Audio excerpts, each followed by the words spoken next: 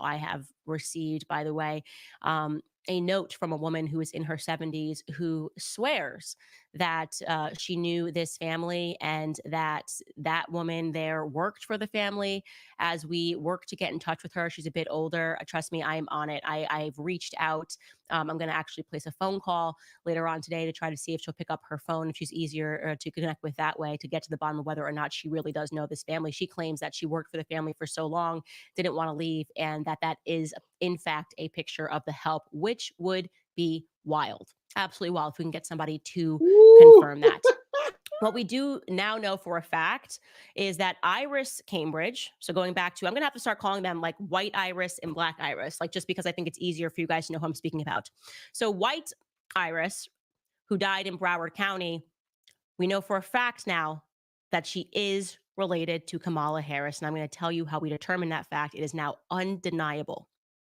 Because when Kamala Harris was effectively handed the torch from Biden after they staged an effective coup back in August, CNN couldn't help themselves and immediately ran an article, instantly reminding the world that Kamala's Black. She's Jamaican. Instantly, let's Blackify her immediately. Here is the article that they ran.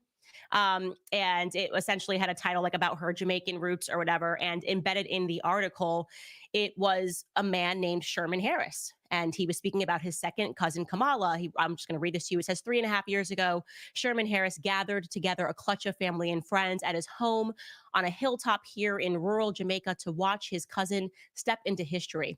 As Kamala took the oath of office as vice president of the United States, the room erupted in screams and tears, he recalled. Quote, even talking to you now, I feel some sort of tears from my eyes too. You know, Sherman Harris, 59, said in an interview with CNN, it's like tears of joy. So later throughout that article, he claimed that Oscar Harris, that would be Kamala's grandfather, Donald Harris's father, and his father, Newton Harris, were brothers. So that would make Kamala his second cousin. Okay. Now, if my theory is correct, that would mean that he knew White Iris very well, because we know that White Iris and Oscar Harris were married until death did him part, until he died. Well, guess what we found? That same cousin Sherman Harris, who was featured in that CNN piece just from August. We were crawling through Facebook. We found his Facebook page, and he posted a sweet tribute to his aunt Iris, White Iris. It was a Facebook posting of White Iris obituary, and beneath that obituary posting, he wrote this tribute to her. There it is. You can see the third one down says Sherman Harris. Rip, Auntie, you're never forgotten. Lasting memories of shared episodes. That is the exact same Sherman Harris pictured in the CNN article. And again, this was posted under the obituary of the Iris Harris that died in Broward County. So this confirms that Iris, the White Iris, is indeed related to Kamala and Donald Harris. Whoa. If Sherman is telling the truth, this would make Iris her grandmother officially. Kamala Harris must answer for this. She absolutely must answer this. You cannot be posting up pictures of you, Charles, saying that it's your Genealogy. grandma. Okay, you cannot do that. And then come to find out there was another woman who you look much more like, and we have all of the evidence in the world that she is your true grandmother. That is just, it is too wild. It is just too out of pocket. We are going to need answers to that. Trump was right. Because if what Sherman Harris, who was interviewed by CNN, is saying is true, then there is no room here. There's no situation in which Black Beryl, this woman, is her legitimate grandmother. Okay. And by the way, I want to say, because keeping up, looking at this Beryl, got him. In no way favors Donald Harris. Let's get a side by side of Beryl and Donald Harris. Like, what are we even speaking about? If you put this together, how are you getting Beryl from this woman and Oscar Harris? I don't see it. Now, again, genes can be funny, but then when you put him next to our White Iris, I go, okay. Look at little squinty eyes here. I could see a little bit of a similarity here. He does seem to somewhat favor her. Again, now we're just believing our own eyes and asking the right questions. What we do know for a fact is that woman on the right, Iris Harris, is related to Kamala Harris, and we need answers. We need answers. We need answers. Now, also last week, we left you on a tidbit. We were searching for a Christopher Harris. Do you guys remember that? I'm going to briefly jog your memory here. Christopher Harris was the at the time, anonymous person who signed off on Oscar Harris's death certificate. And we were just imagining, okay, we're looking for information on Donald. We know Oscar Harris was married to Iris Vioris, whatever you want to call her. And I would just imagine that Donald would have been there by his father's side when he died, because when your father dies, you tend to be by their side. Well, I'm going to pull up that death certificate again. This is, again, Oscar Harris's death certificate. And you can see on the bottom there, number 16. If you go right there to the Mm, bottom, it mm, says mm, mm, mm. qualification, meaning the person filling this out. The qualification is that he is the son of Oscar Harris. And then it says something about the body being buried, and he signed it off. And we were going, okay, who is this Christopher Harris? Like, this would mean that that Donald Harris has a brother. This means that this guy would be definitively be Kamala's uncle. Where is he in the world? Where While we were able to locate Mm, Chris, mm, he was mm. also featured in the Kingston Gleaner. That has given us a lot of information, the newspaper, in an article that was dated back to June 24th, 1983, announcing the Council of Jamaicans in Ontario, Canada. I'm going to show you a picture. Okay. See these pictures of these people. That one in the middle is Chris Harris. Presumably, that would be Oscar Harris's son that he had with Iris Vioris Harris. Not a Okay. white The Jamaican. newly formed Council of Jamaica Facts. tells you, Facts. again, from We left to told right, that you're y'all. looking at a Just man because you named from Bromley Jamaica don't make you Armstrong, black. and next to him is Bev Hayden. And that person who looks rather fair skinned in the middle is Chris Harris. Mm, Oh no! Off-putting that Donald Harris does not mention many of his siblings in mm. his piece about That's his Jamaican why. heritage. It seems like he's continually leaving out the white people. That just makes me a little bit uncomfortable. I'd almost say it's racist. Just abandon an entire side of your family. Like, don't you find that quite weird that that piece so much focuses on introducing and discussing everyone who's black, but you leave out your own siblings?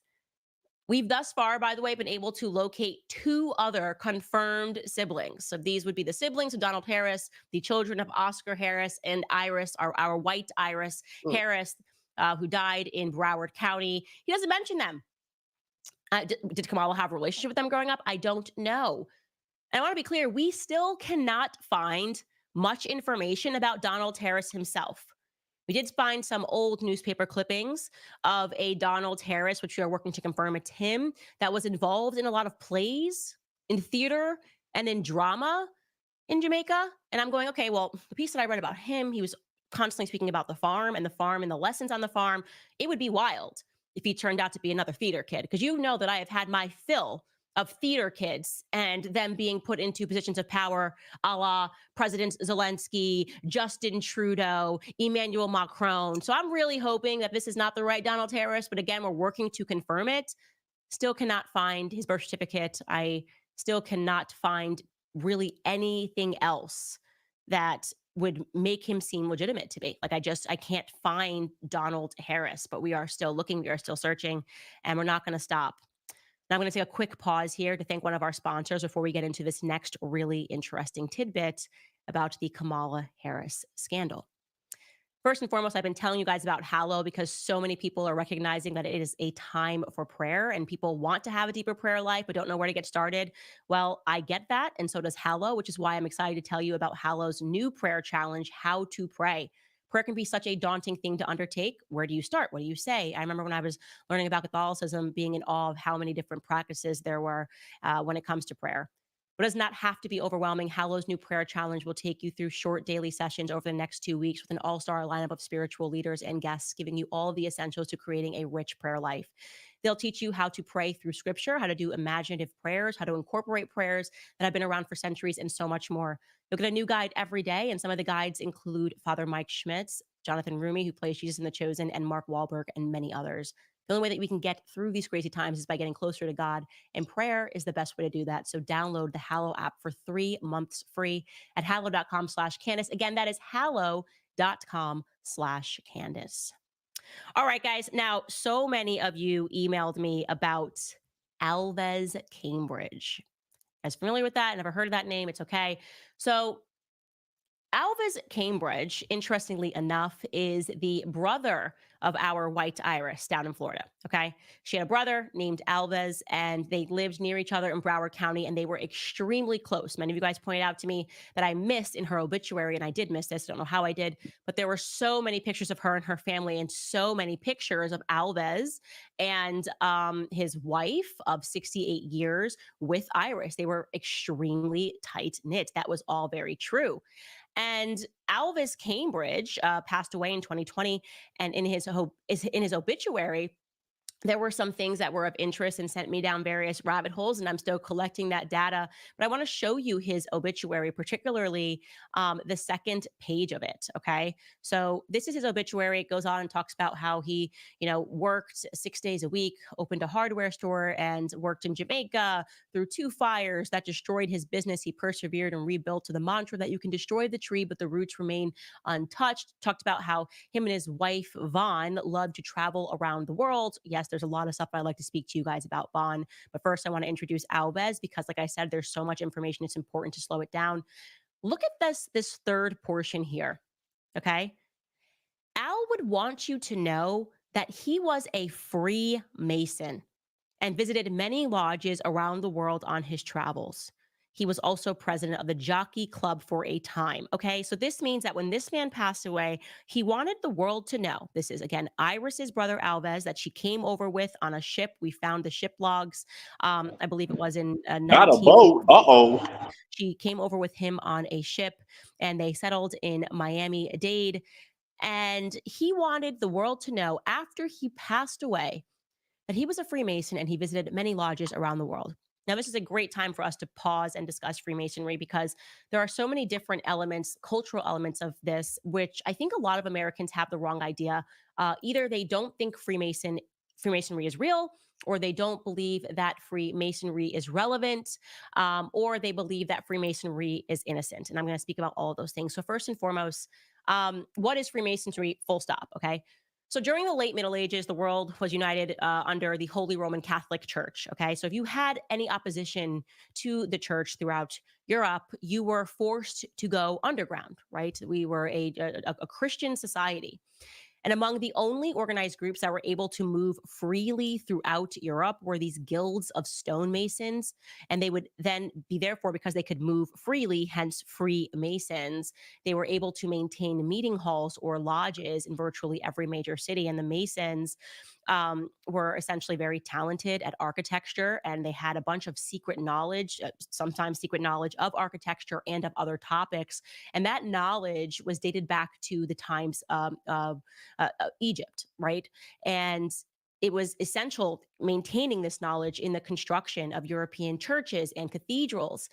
So, one of the things that is well known is that Freemasons were in opposition to the church, right? They wanted to crush the church, which is why it is not ironic that the person who founded the Mormon church, as just one example, many of the churches, the very many Protestant faiths that we have, was Joseph Smith, and he was a Freemason. That's a fact, just as one example. Now, you may know some people that are Freemasons, and you're going, well, I know this person, and he goes to a lodge and he's completely harmless. Yes, it is a known thing that 97%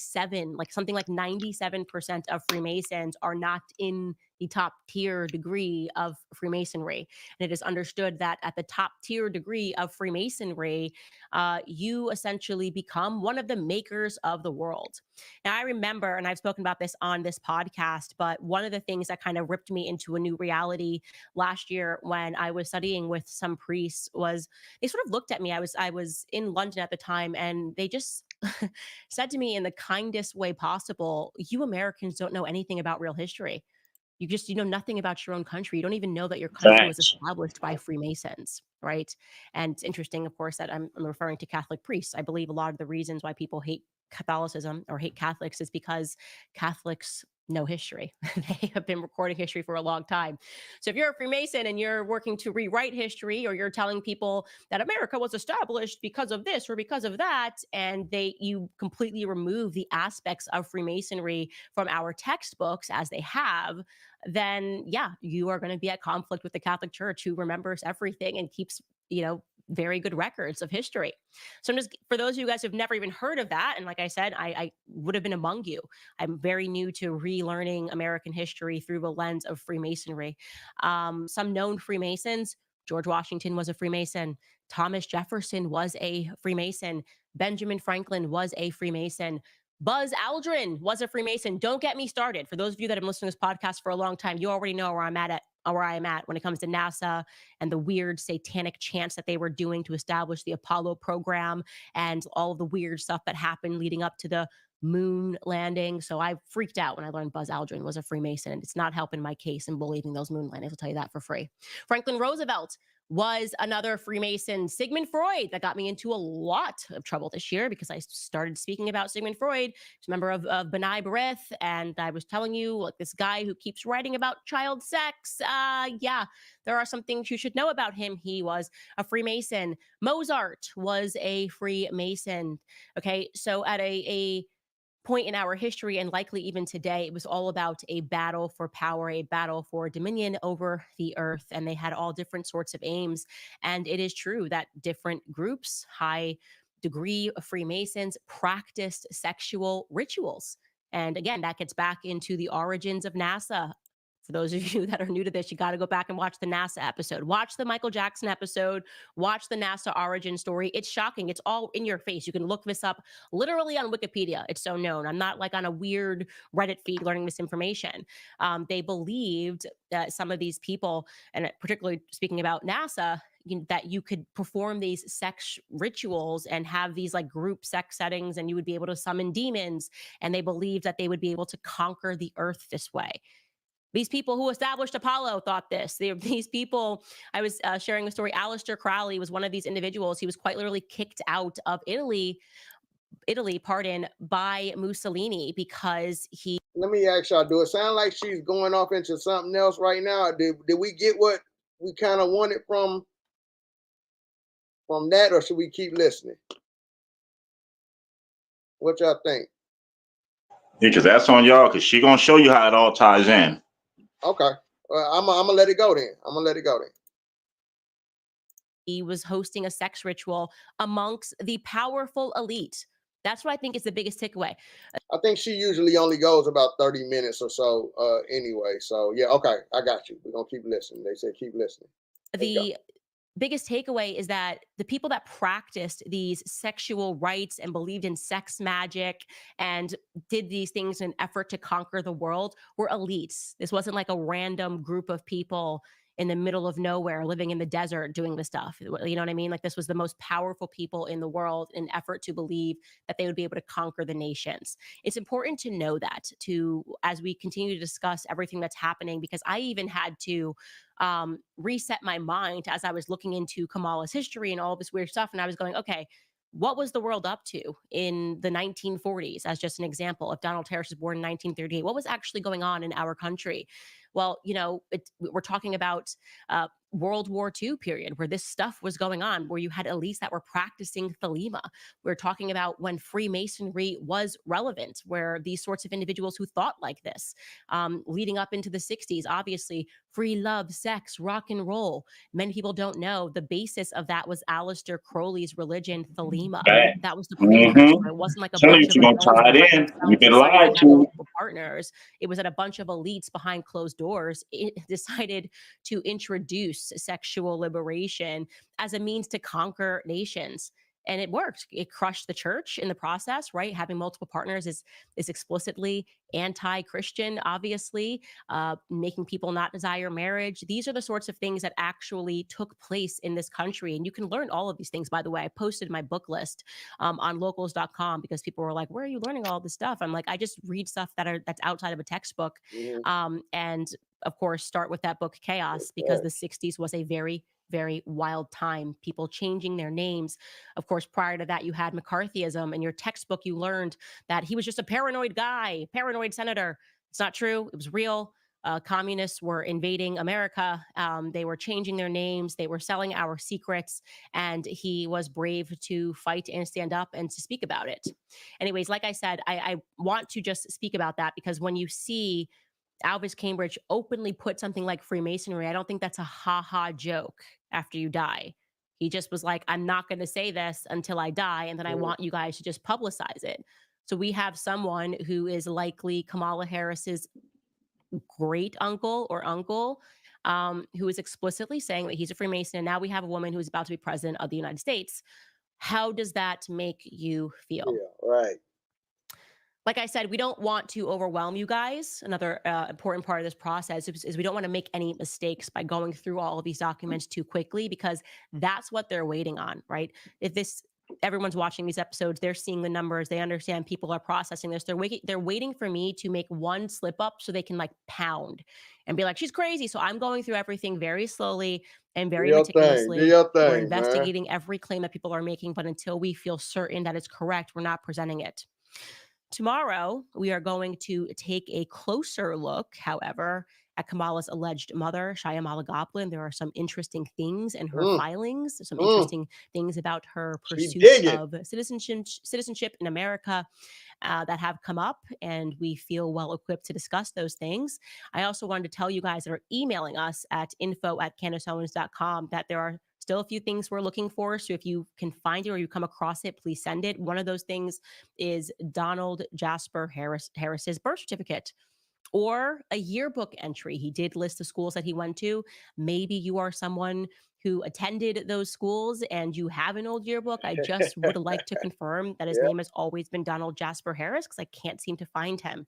Also, regarding Alvis Cambridge, our Freemason, Iris's brother, we can't locate his birth certificate. We know that he was born in St. Elizabeth, Jamaica, per his naturalization document, but we can't find a birth certificate for him. And so if you can find that, please send it over. We also would like to find Alvis Cambridge's marriage certificate. He married a young woman whose name was Cynthia Yvonne Lopez. I'll say that again, Cynthia Yvonne Lopez. And we just cannot seem to locate that marriage certificate. It should be either they got married in Jamaica or they got married in the Miami, Broward County area. So if you guys can find that, please send it over. We're going to pause there on the Kamala stuff. Much more coming out more this week. We're going to completely stay on it because we are just so shocked by all of these discoveries that we're making. And by the way, I believe she's dangerous. Based on everything that I have seen, I agree. My gut instinct tells me that what I'm looking at is some sort of a well-organized communist effort to get people into America. I agree. And now I have an understanding that there's some level of Freemasonry that is involved in this. And so that makes Kamala Harris very dangerous. So we shouldn't just be laughing at this. We should recognize this woman is about to assume top office, and her feet should be held to the fire. She should have to answer questions about why she is lying about her heritage, who that Grandma Beryl, Black Beryl, and Black Iris are. Because I don't believe she's related to them, not even one drop. That's all I'm saying. All right, guys. I want to remind you about. All right, I'm gonna stop it there. Right, I'm gonna stop it there. I'm gonna tell you, I agree with her. I just said on the last stream, everything that y'all claiming Donald Trump to be, everything that y'all claim. I think she said she was done on this episode with the Kamala thing. She was gonna pause it. Everything y'all are claiming Trump to be, you're looking at it in her. It's what I feel. The dictatorship and all of that stuff y'all was worrying about with Trump, I feel like it's in her. She's gonna be the one to do it to you. And how did you get fooled? How did you get tripped? Because of her color of her skin. Because she had a tan on her skin, and that's how you got fooled. And if you even look at even more what Candace is doing, it's the same thing a lot of us did with this history and research. She's showing you where the hijack happened. She's showing you when she mentioned Saul Alinsky and all these people and what Freemasonry really is. Not to what they rechanged in the books and made you believe, what these people were really doing. They changed your history. They changed the history and gave it to you how you wanted to. And we're seeing the effects of it now. This is why people don't have critical thinking. This is why you can pull the wool over anybody's eye in America and we go forward. Because we was dumbed down to go for this. Now you'll have these Kamala supporters who's going to still try to either they're going to try to minimize what she just did. And I have to go back to the comment of Black Caesar when Black Caesar said, at this point, this is not just pandering. This is not just pandering that she's doing at this. She's straight deceitful. It's fraud. Think about it. You're going in claiming other people's families for what purpose? To get people to side with you, to put an illusion on a whole population of people for a vote. This is fraud. Y'all, I'm just sitting here like, let me tell y'all, I'm at a, just watching this, I'm so happy to see genealogy being put on display right now. Like y'all don't know like how happy that's making me to see genealogy be put on display right now.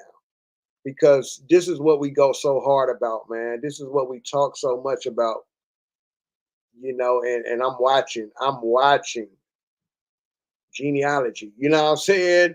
Crack this whole case.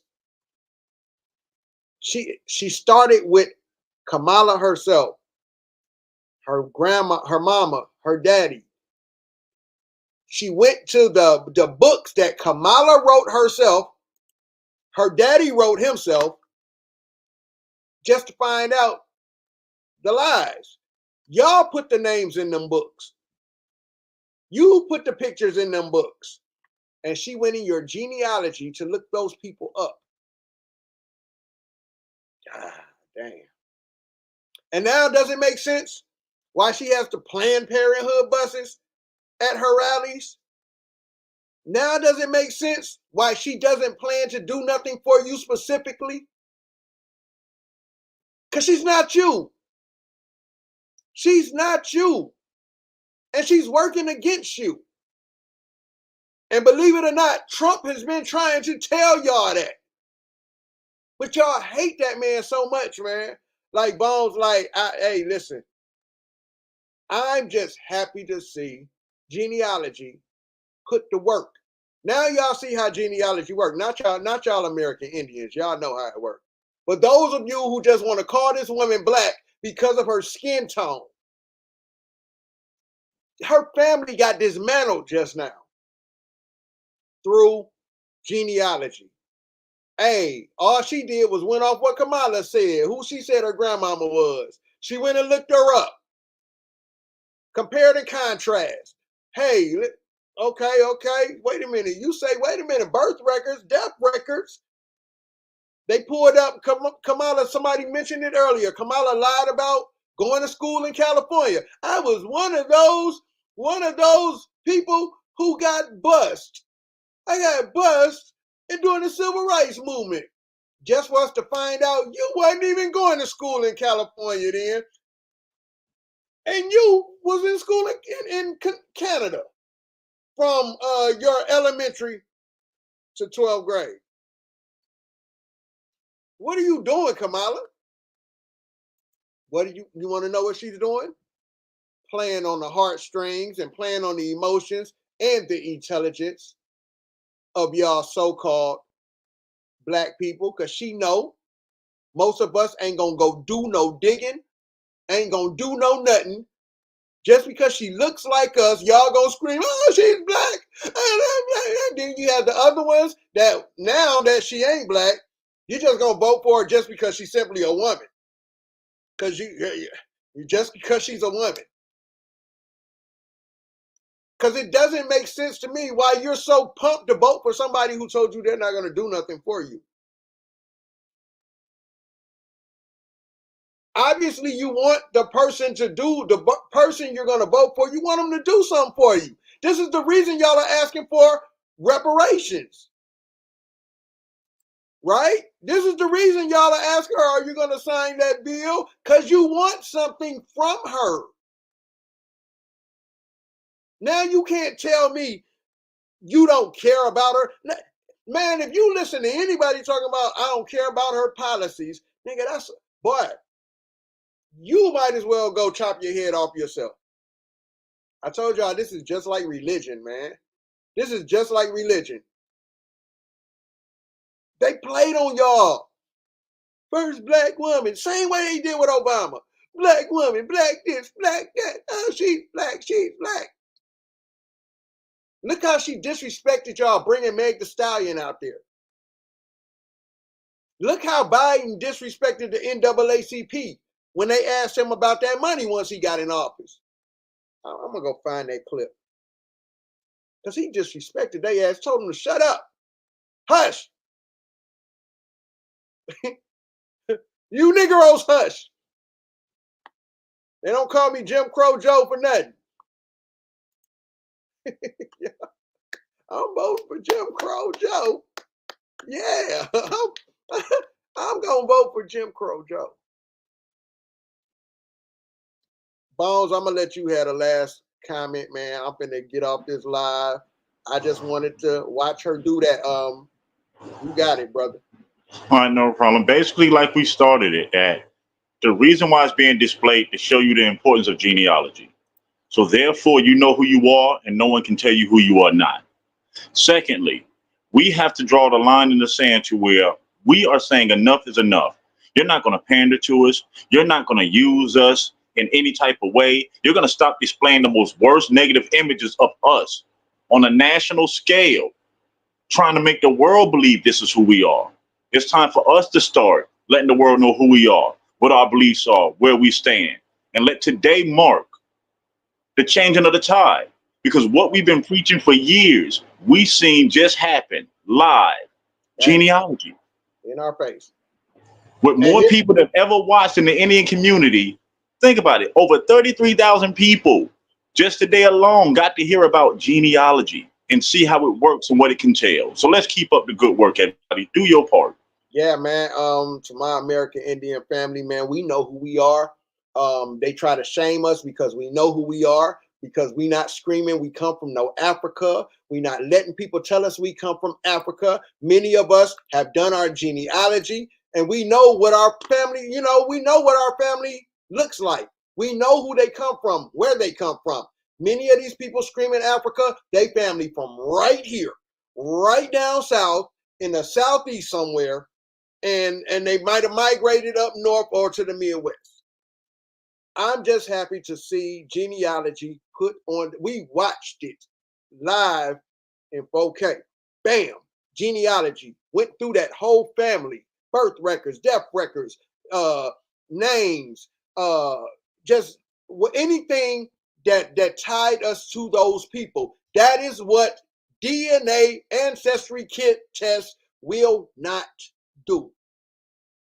So I can't even lie, y'all. I'm actually, my cousin sent me something to my inbox. Let me play this for y'all real quick. Cousin sent me some. Oh, yeah. Let me get this for y'all right quick. Let me get to, cause I did want to play this. I'm glad you reminded me, because before we go, because I want y'all. One second. There we go.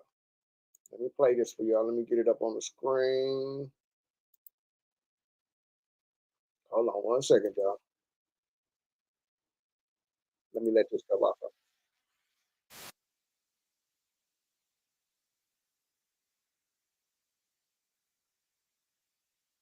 All right, give me one second. My cousin ran across this video, and this is from one of the brothers in our community. I mentioned him earlier, the research guy. If y'all see my if you see the Our Story docuseries, I've got I added the research guy in a few times because he is the research guy. Shout out to this brother. Let me see what this is about 10 minutes. Let's look into this, okay? Let's look at what this brother's talking about. And Bones, I'm gonna let you if you wanna go in about it afterwards, I'm gonna let you have your thoughts on this too. So with that being said, let's see what the research guy dug up for us. Let's see.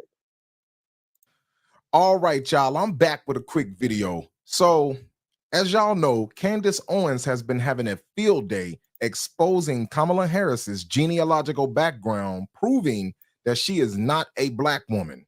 All right, we had Kamala Harris posing with this fake grandmother who we now know was a servant of the family. She was not Kamala Harris's grandmother. But apparently this is not the first time that Indian American people has been posing as black. This is not the first time. This is a pro-Democrat based platform and a pro-Kamala Harris website, CNN, that posted Mindy Kaling's brother posing as black. And if y'all I showed y'all this the other day.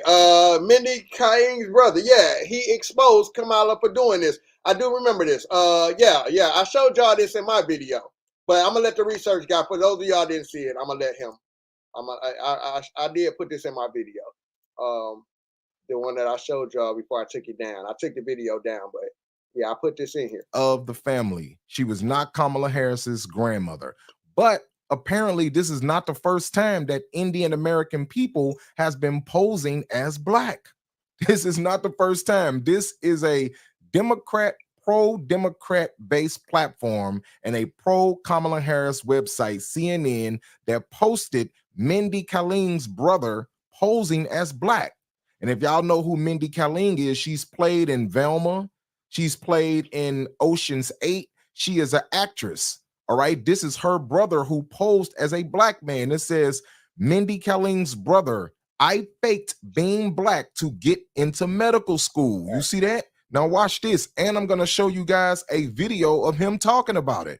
Watch. Now watch this.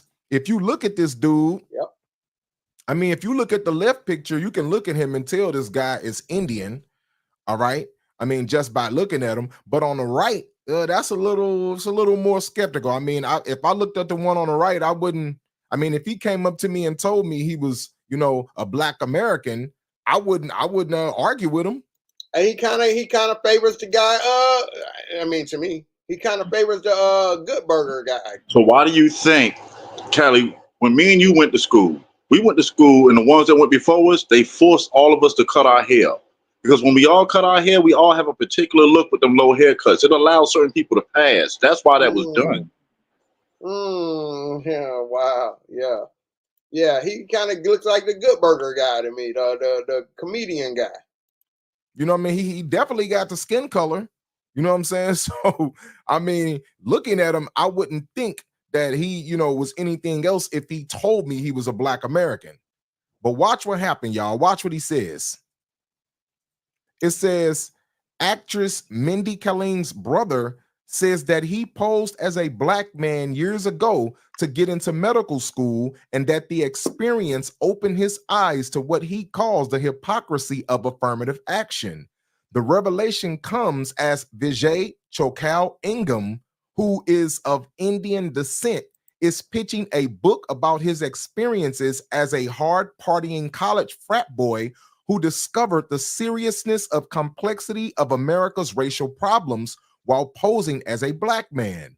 It says on his website, almostblack.com, Chokal Ingham says he hatched a plan in 1998 after realizing in college that his grades weren't going to be good enough to get into med school as an Indian American.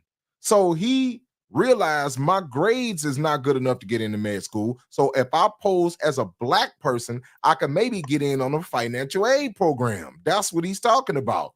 It's crazy. So he posed as a black man to basically get the benefits of being a black man. Wow. That's crazy. So this is not the first time that these people have been posing to be black to get the benefits of being black. Now watch this video where he's talking about it. Watch. University of Chicago, and you say to yourself, I don't stand a chance with my 3.1. What did you do? Well, I shaved my head, I trimmed my eyelashes, and I decided to join the organization of black students so I could apply to medical school as a black man. I also used my middle name, Jojo. I subsequently interviewed at medical schools across the country and managed to get waitlisted at Washington University and the University of Pennsylvania, then ranked the second and the third and fourth best medical schools in the country, and got into St. Louis University School of Medicine, despite the fact that my pretty pitiful 3.1 GPA was dramatically lower than their average of 3.7. Now, I wanted to mention a statistic you mentioned earlier in the program, which is that the majority of Harvard is now a minority. And I don't think that's true. I think that's very deceptive, because I think you're forgetting about the Pocahontas factor.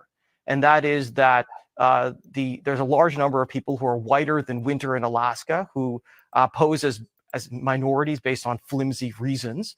And as a result, it skews the statistics because they know that it can improve their chances of admission. So self-reporting of statistics that are minority, I don't think that's necessarily the best data to use. So, VJ, what you're saying is that you didn't just check a box. You went full on Tootsie, and there are others out there who may not adopt the personification of a particular group, but they're checking the same box in the same way.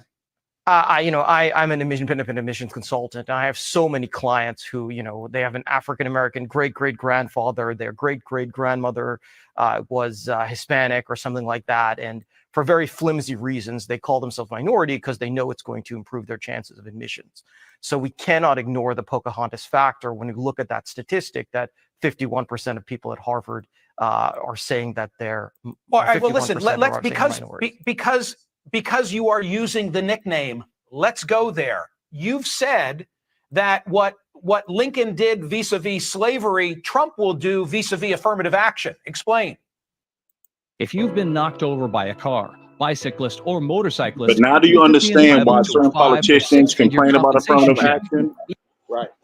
Because affirmative action was used against us. It allowed other people to claim who had certain type connects to us, certain facial features or hair features, to claim us and get the benefits. Africans. It allowed them, because when you look at affirmative action, don't go by what they tell you. Actually look it up, and you look at the numbers of the people. The people that benefited the most was not us. It was white women and foreigners. They're the largest minority category. They just put our face on it so the world think it's us when everybody else is receiving it. Wow. Let it go. I believe that President Trump, by appointing conservative anti-affirmative action justices and by using the Justice Department to go after the colleges and universities, I believe that he will end affirmative action like Lincoln ended slavery. As you know, Bob Jones University many years ago lost its nonprofit status because of its racist policies. Similarly, when it comes to the issue of affirmative action, the colleges and universities have pleaded guilty as charged. They publicly endorsed racial discrimination in the form of affirmative action in the Fisher case. Therefore, the Trump Justice Department could use with the Supreme Court could effectively force the universities to end their racist affirmative action policies by forcing them to lose their federal funding. So, as I said, President Trump will end affirmative action like Lincoln ended slavery. And I want to put on the screen a pie chart that shows the breakdown of this incoming class at Harvard. And I want to ask you a question. 22.2% Asian American. How many Asians are too many Asians for the Harvard incoming class? Should there be any limit whatsoever? What if on the merits, if you go by GPA and SAT score, you could fill the entire class at Harvard with Asian Americans? Should they do so?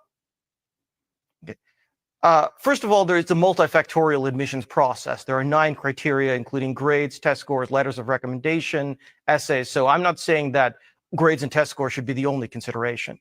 The second thing is data can easily be manipulated. I'm a CFA charter holder, but I can assess that. But the simple point is that as an Asian American, it is harder to get into college or graduate school than any other racial category.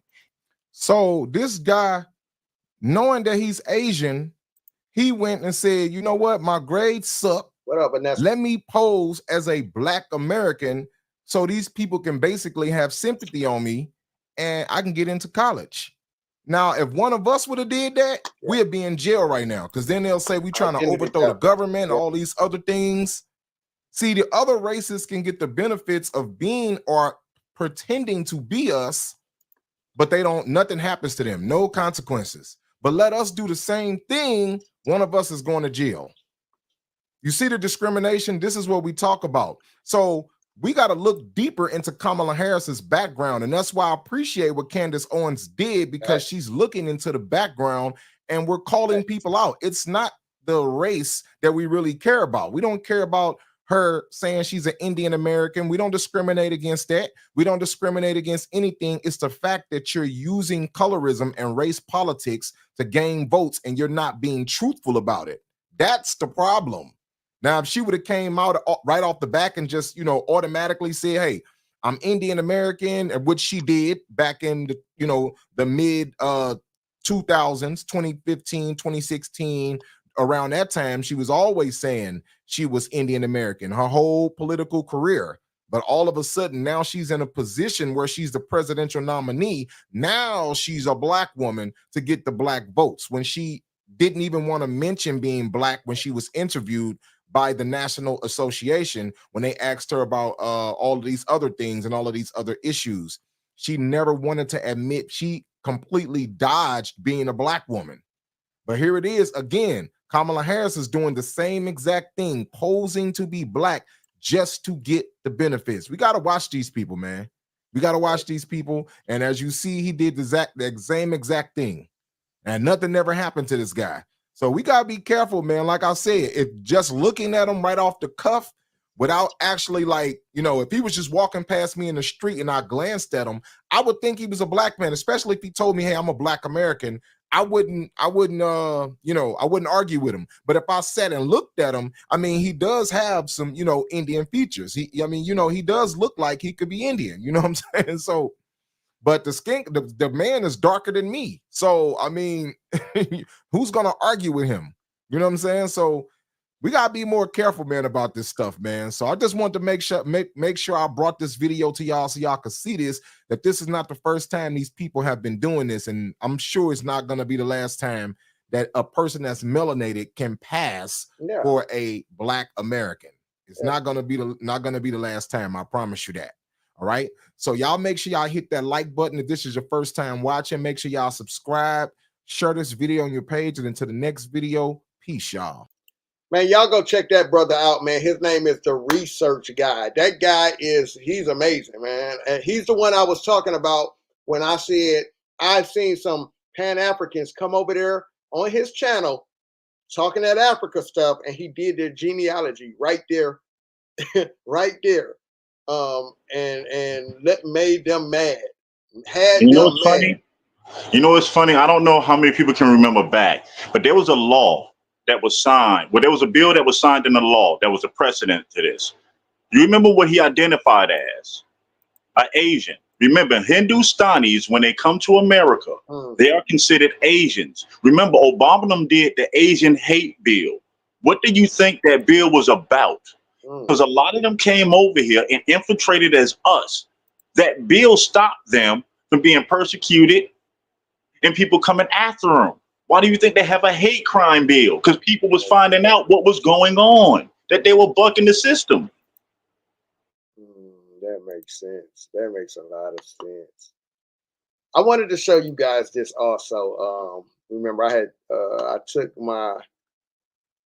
my video down. Yeah, the research guy. The research guy is dope. Like he's dope. I tried to get him in season 1 of the docuseries. I guess in time we'll cross paths. I think he was driving trucks or something, but he's been around for a long time. From what I understand, they say the research guy being here. Like, y'all definitely gotta go check that brother page out. Like I like the way he makes things very simple, breaks it down real easy. Y'all definitely got to check that out. I wanted to show y'all this too, right, before I get out of here. Some people were asking some of my reasons why, if I will vote, I will vote for Trump. And I'm telling you, I gave y'all many of my reasons. But I want to show y'all something. I just want to show y'all something when it comes to power and strength.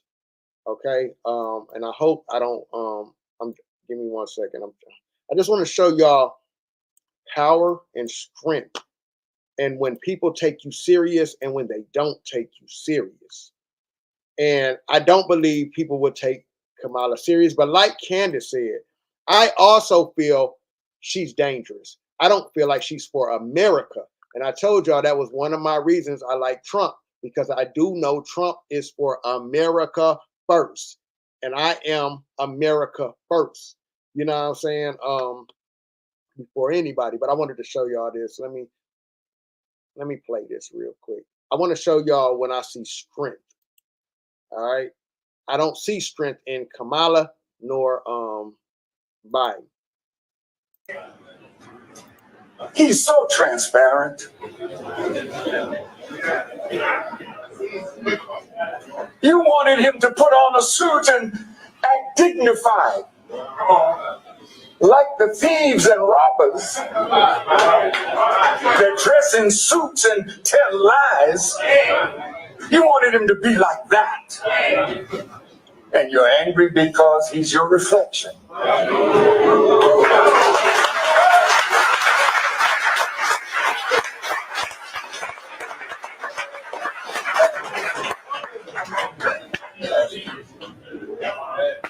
He's an anomaly.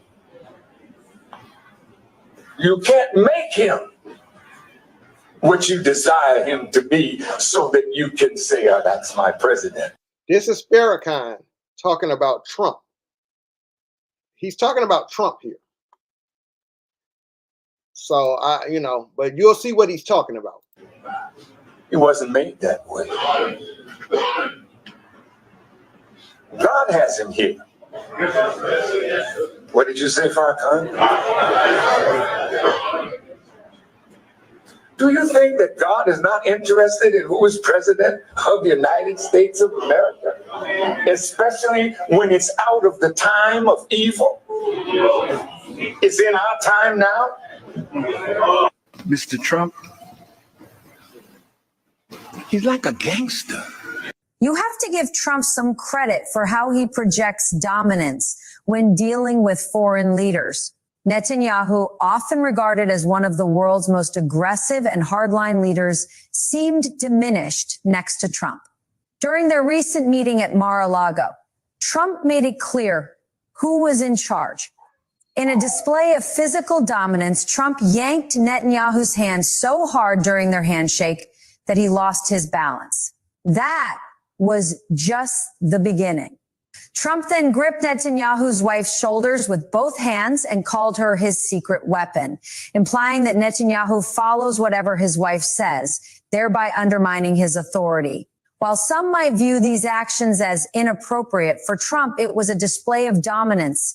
Netanyahu likely felt humiliated, as any man would, but all he could do was smile and remain silent out of fear. He's like a gangster. He's like a gangster. Do you guys remember when Trump threatened to start a whole war over ASAP Rocky? Trump was the first to arrive, walking slowly toward North Korea in the no man's land of the demilitarized zone, or DMZ. Then Kim Jong-un emerged, walking faster to catch up. The two leaders shook hands, Trump on South Korean soil, Kim Jong-un in the north. Good to see you again. I've never expected to meet you at this place. Do you feel Excellency take a step forward? You're the first U.S. president to cross the border. They were separated only by a narrow concrete strip, the demarcation line between the two Koreas. President Trump asked and was invited to cross. I asked him, I said, would you like me to come across the line? He said, I would be honored to do that. I would be honored. And I didn't know really what he was going to say, but it was my honor to do it. The first sitting American president to set foot on North Korean soil. Kim Jong-un then stepped over the line into South Korea. It was chaotic. That President Trump wanted to do this had been circulating for weeks. But the details clearly only came together in the last minute. Security, camera crews, North Korean television got in each other's way. But real history is often messy. We came over and I said, hey, I'm over here. I want to call Chairman Kim. And we got to meet, and stepping across that line was a great honor. A lot of progress has been made. A lot of friendships have been made, and this has been in particular a great friendship. Then the North Korean leader, President Trump, and his advisors and family members went in for extended talks. And I want to thank Chairman Kim for something else. When I put out the social media notification, if he didn't show up, the press was going to make me look very bad. So you made us both look good, and I appreciate it. But we've developed a great relationship. The demilitarized zone is one of the most unique and tense places on Earth. 160 miles long, 2.5 miles wide, it straddles the border between North and South Korea, with the demarcation line running up the middle. The zone was set up in 1953 after the Korean War to de-escalate hostilities, a safe place where enemies can meet.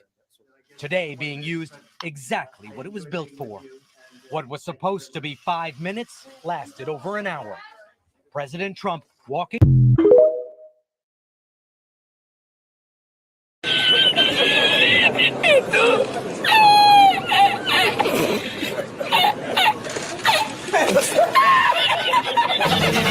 Jumping like a narco, got dope like Pablo, got dope like Pablo, chop trees with the Draco. Give me some.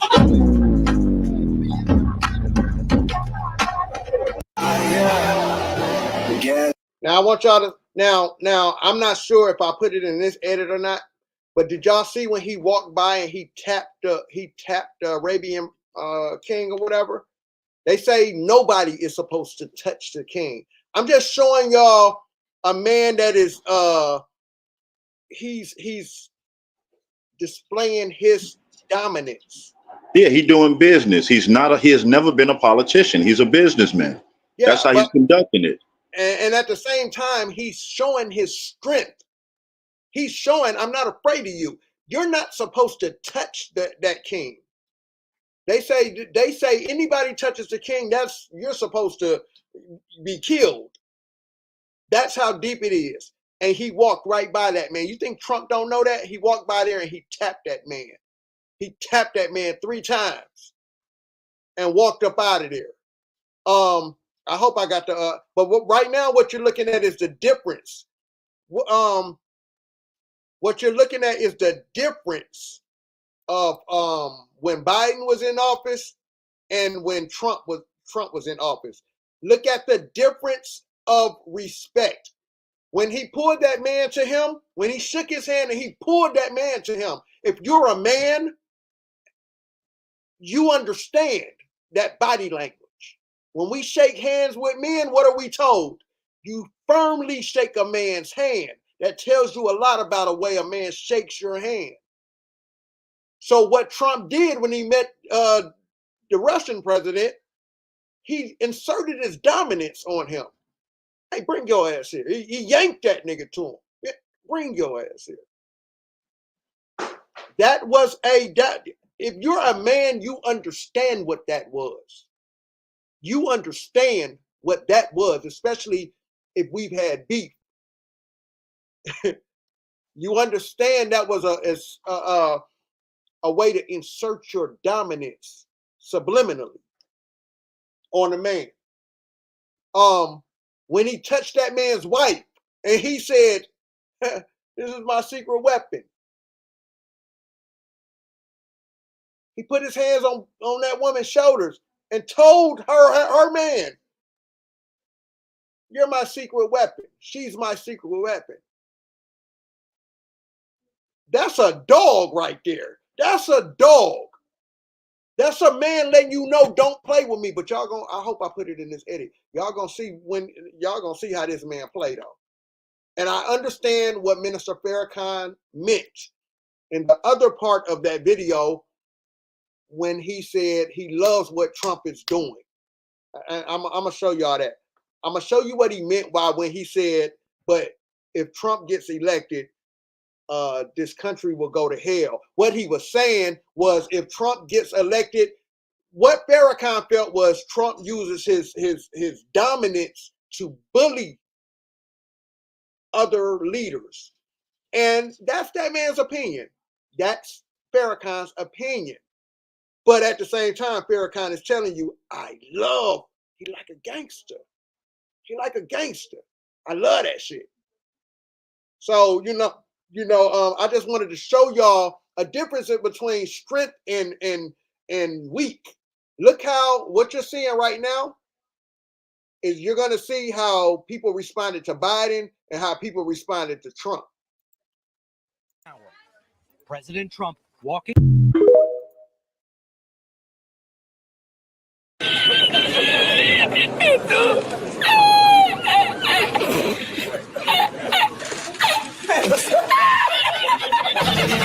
Trapping like a narco, got dope like Pablo, cut dope like Pablo, chop trees with the Draco. Give me some.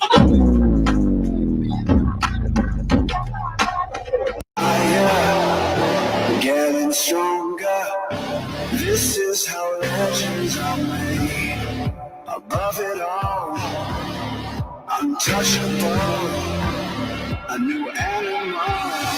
This is how legends are made.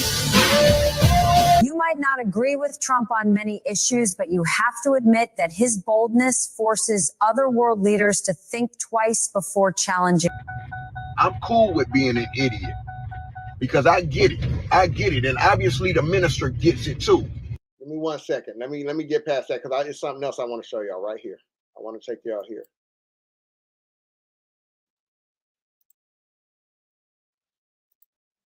Every enemy that was an enemy of our rise. Who's the enemy of our rise? Is it the Department of Justice where we get none? Is it Congress where you make a law that favors us? After everything that we have to deal with. Trump is destroying every enemy that was an enemy of our rise. Who's the enemy of our rise? Is it the Department of Justice where we get none?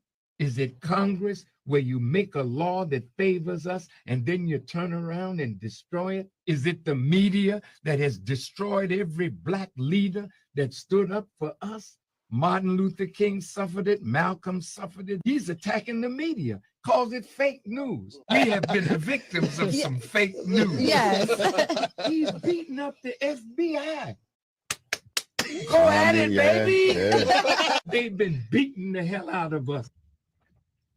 So but y'all claim to be. I wanted the King suffered it, Malcolm suffered it. He's attacking the media, calls it fake news. We have been the victims of some fake news. Yes. He's beating up the FBI. Go at it, baby. Yeah. They've been beating the hell out of us. So I don't want to play too much of that. But think about what he just said, Callie. And these are the points that I've been saying that people don't realize. All of these entities that been the hold up for us for years are the entities that Trump been going to war against. Like they said, from the media, the Departments of Justice, the FBI, CIA, all of these entities. That's why I say again, this is the time for us to realize, okay, let's put our foot forward because we see someone else is exposing it. Someone else is showing that it's corrupt. Now, if we stay silent right now, where's the proof of what he's exposing? Yeah. No, real talk, real talk. And that's what I kind of wanted y'all. These are just little things I want y'all to see, like that catches my eye. If I'm gonna vote for anybody, it definitely wouldn't be for Kamala. Y'all, I really feel like Kamala is definitely opening them borders for a reason. She's letting them folks come in here for a reason. She's giving them folks your benefits for a reason. We already, even us in the American Indian community, we already had to deal with that with the Native American Indians. We still trying to fight for that. But they're giving everything of yours to these foreigners. I don't even know why a majority of our people even vote Democrat. Do your research in history. The Democrats are the party that been holding you down for the longest. They're the Dixiecrats. They are the KKK. Yeah. This is who the Democratic Party is. And then they pander to you. They pander to you, get close to you when they need you. And then when they don't need you, let you go. Lyndon B. I'm going to keep repeating it because we can go back and watch it. Lyndon B. Johnson said it out of his own mouth. Give them Negroes some tokens and we'll have them voting Democratic for 200 years. The policies, we don't care about the policies.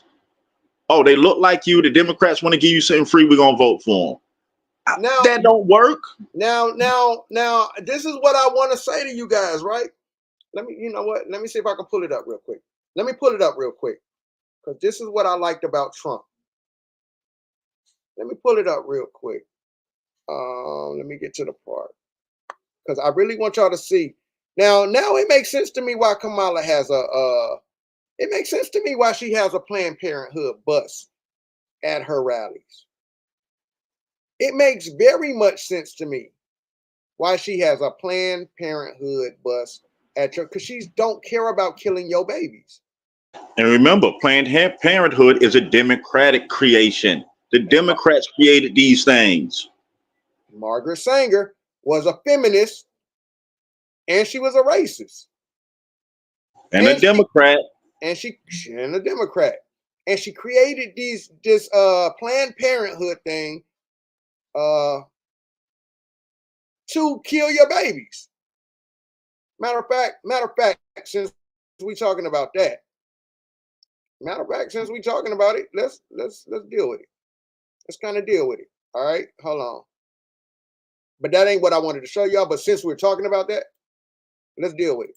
Let me get it up on the screen. It makes sense to me because she don't care about your kids. Your kids ain't hers. So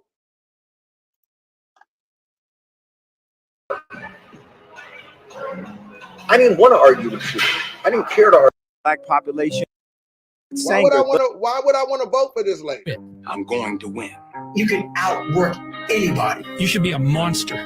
Margaret Sanger, the founder of Planned Parenthood, was an avowed racist whose goal was to reduce the Black population in America, and she succeeded. In 50 years, there's been 22 million, over 22,500,000 Black people aborted, strategically and on purpose. Over 1,000 Black babies are aborted every day. So that means we are inside of it as we speak. This is genocide. So wait, we are inside of genocide. On Margaret Sanger, a bona fide feminist hero, and her white feminism. This central tendency of Margaret Sanger's white feminism, sexual autonomy for the so-called fit, and reproductive violence for the so-called unfit. It has made her one of the most enduringly controversial feminists in history. And yet her birth control movement accelerated despite the internal contradiction of feminist eugenics. Sanger's movement grew because she introduced a new strategy that became a standard feature of white feminism in the 20th century.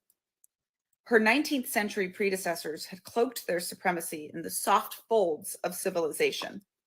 Women like Harriet Beecher Stowe and Alice Fletcher attempted to reform racial groups they saw as their inferiors by offering pathways to assimilation and opportunities for conversion. These were all forms of discipline yoked to state, capitalist, and religious power, guided by the belief that white culture was inherently superior.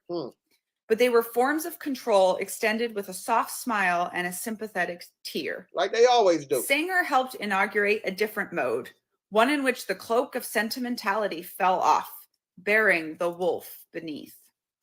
She insisted that the stupid, cruel sentimentalism merely encouraged the proliferation of the mentally, physically, and financially unfit into the future, creating much needless suffering.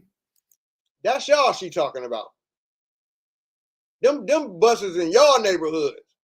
So this is who she is, y'all that Margaret Sanger is talking about, that Kamala Harris is supporting and has at her rallies. To her, eugenics was a modern, scientific version of reform that would neutralize social ills at their source, creating a more successful society. Nor did she shirk from the grim implications of her eugenic vision, warning that possibly drastic and Spartan methods may prove necessary to stop the dangerous breeding unleashed by the pattern of benevolence. Her approach inaugurated a shift in white feminist politics as a whole. There go that feminist shit. Told y'all she was a feminist. There go that feminist shit. toward a model that sought to rid modernity of people deemed unworthy. In the 19th century, civilizing was the key strategy of white feminism. Now, I want you to ask yourself why a lot of women are voting for Kamala. She don't have no policies. She ain't telling you nothing. So you're either voting for her because it's agenda based. It's agenda based. You're either voting for her because she's black, a woman, or you're a feminist, or you're part of the LGBT community. Because this is what they're pushing over there. All communities that's against yours. Facts. Now, so let me let this go because I'm going to take y'all to a couple places real quick. And it promised that anyone could be made useful to white society. But now, in the 20th, the strategy became cleansing, and with it came harsh consequences for those deemed to jeopardize the progress of civilization. Now, what I want y'all to pay attention to is y'all screaming, oh, I'm voting for her because she's black. She's black. Well, she ain't for you. Because why would you vote for this black woman that wants to kill your black babies? What you're listening to is people talking about Planned Parenthood, the creator of Planned Parenthood. Kamala Harris has Planned Parenthood at her rallies. Where are Planned Parenthoods located? In your communities. She looked at y'all as the undesirables. This is what Kamala is pushing at her rallies. So if you're voting for her because she's black, she's not rocking with you because she wants to kill your black babies. So you're going to get her in office to kill your black babies. It's not the racist white man Trump that has the baby killer buses at his rallies. It's Kamala Harris, the black lady, who has the black baby killer bus at her rallies. Now, some may say I'm going a little bit overboard by calling it the black baby killer bus. Well, where are these places located? Who was she talking about? Who did she target when she created these abortion clinics, right? So let's look. Let me break this down Margaret Sanger wanted to exterminate the black race because she thought they were weeds. So yeah, we can literally talk about throwing the baby out with the bathwater. That's what Margaret Sanger, that's what Democrat policies wanted to do to That's why I feel so strongly about it, because it is these policies that date back centuries that were built off of the death and poverty of my people. Let's take a breath. Whoa, hold on a second now. Let's take a breath there, Chandler. We don't want to open up the can of worms about the truth now. Don't you worry, because we will. Let's read some famous Margaret Sanger quotes. Margaret Sanger quote, birth control must lead ultimately to a cleaner race. That's from Margaret Sanger. Hey, remember, those birth controls that she's talking about and them abortion clinics are in your communities. She needs a cleaner race. Her creation is in your community. Her creation is what's at Kamala Harris rally, but you voting for her because she's black. And I'm glad that you're doing this, Callie, and I'm glad you keep mentioning the feminist movement, because see, there's another hijack in there. At this time, this is when the feminist movement back then was bringing in the melanated woman. You remember the picture, the fist in the air, the afro, all that. They hijacked the movement. They tricked the melanated woman into believing this was for her benefit. Yeah, no doubt. Oh, hold on. Let me take this back. Let me run this back because I want y'all to see these quotes. Sanger quotes.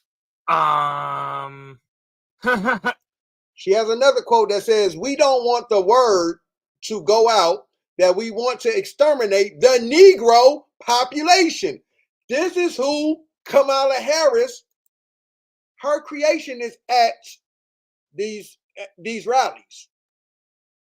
So why are you voting for this black woman that wants to kill your black babies? She wants to exterminate the Negro population. She wants to exterminate the Negro population. So she's using, hey, Kamala Harris must be cool with that. She must be cool with that. This furthermore lets you know she's not one of you. Now, this ain't the racist white man making these statements. This is Kamala Harris. Somebody Kamala Harris is endorsing. Hold on. Check this one out. I accept an invitation to talk to the women's branch of the who? The Ku Klux Klan. Now, I don't know how they have helped us out any. I don't know how the Ku Klux Klan has ever helped us out any. But Kamala Harris, this woman is going to meet with the women of the Ku Klux Klan to talk about exterminating your race. Yet you want to vote for this woman because she's black. But you're not seeing common sense isn't telling you that this toned woman is an imposter and she's not for you. This is what I meant earlier when I said the difference between book smarts and intelligence versus common sense. This is where you get in trouble when you got all these book smarts and you need sources for this and sources for that, but common sense isn't hitting you in the face. She said, I saw through the door dim figures parading with banners and illuminated crosses. I was escorted to the platform, was introduced, and began to speak. In the end,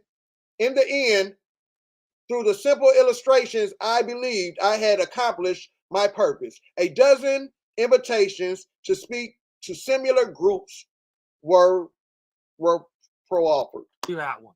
Now, my thing is this.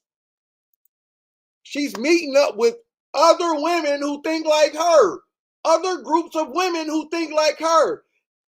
She ain't in the NAACP talking to them. She's talking to the Ku Klux Klan, the women of the Ku Klux Klan, about her creation of exterminating the Negro race.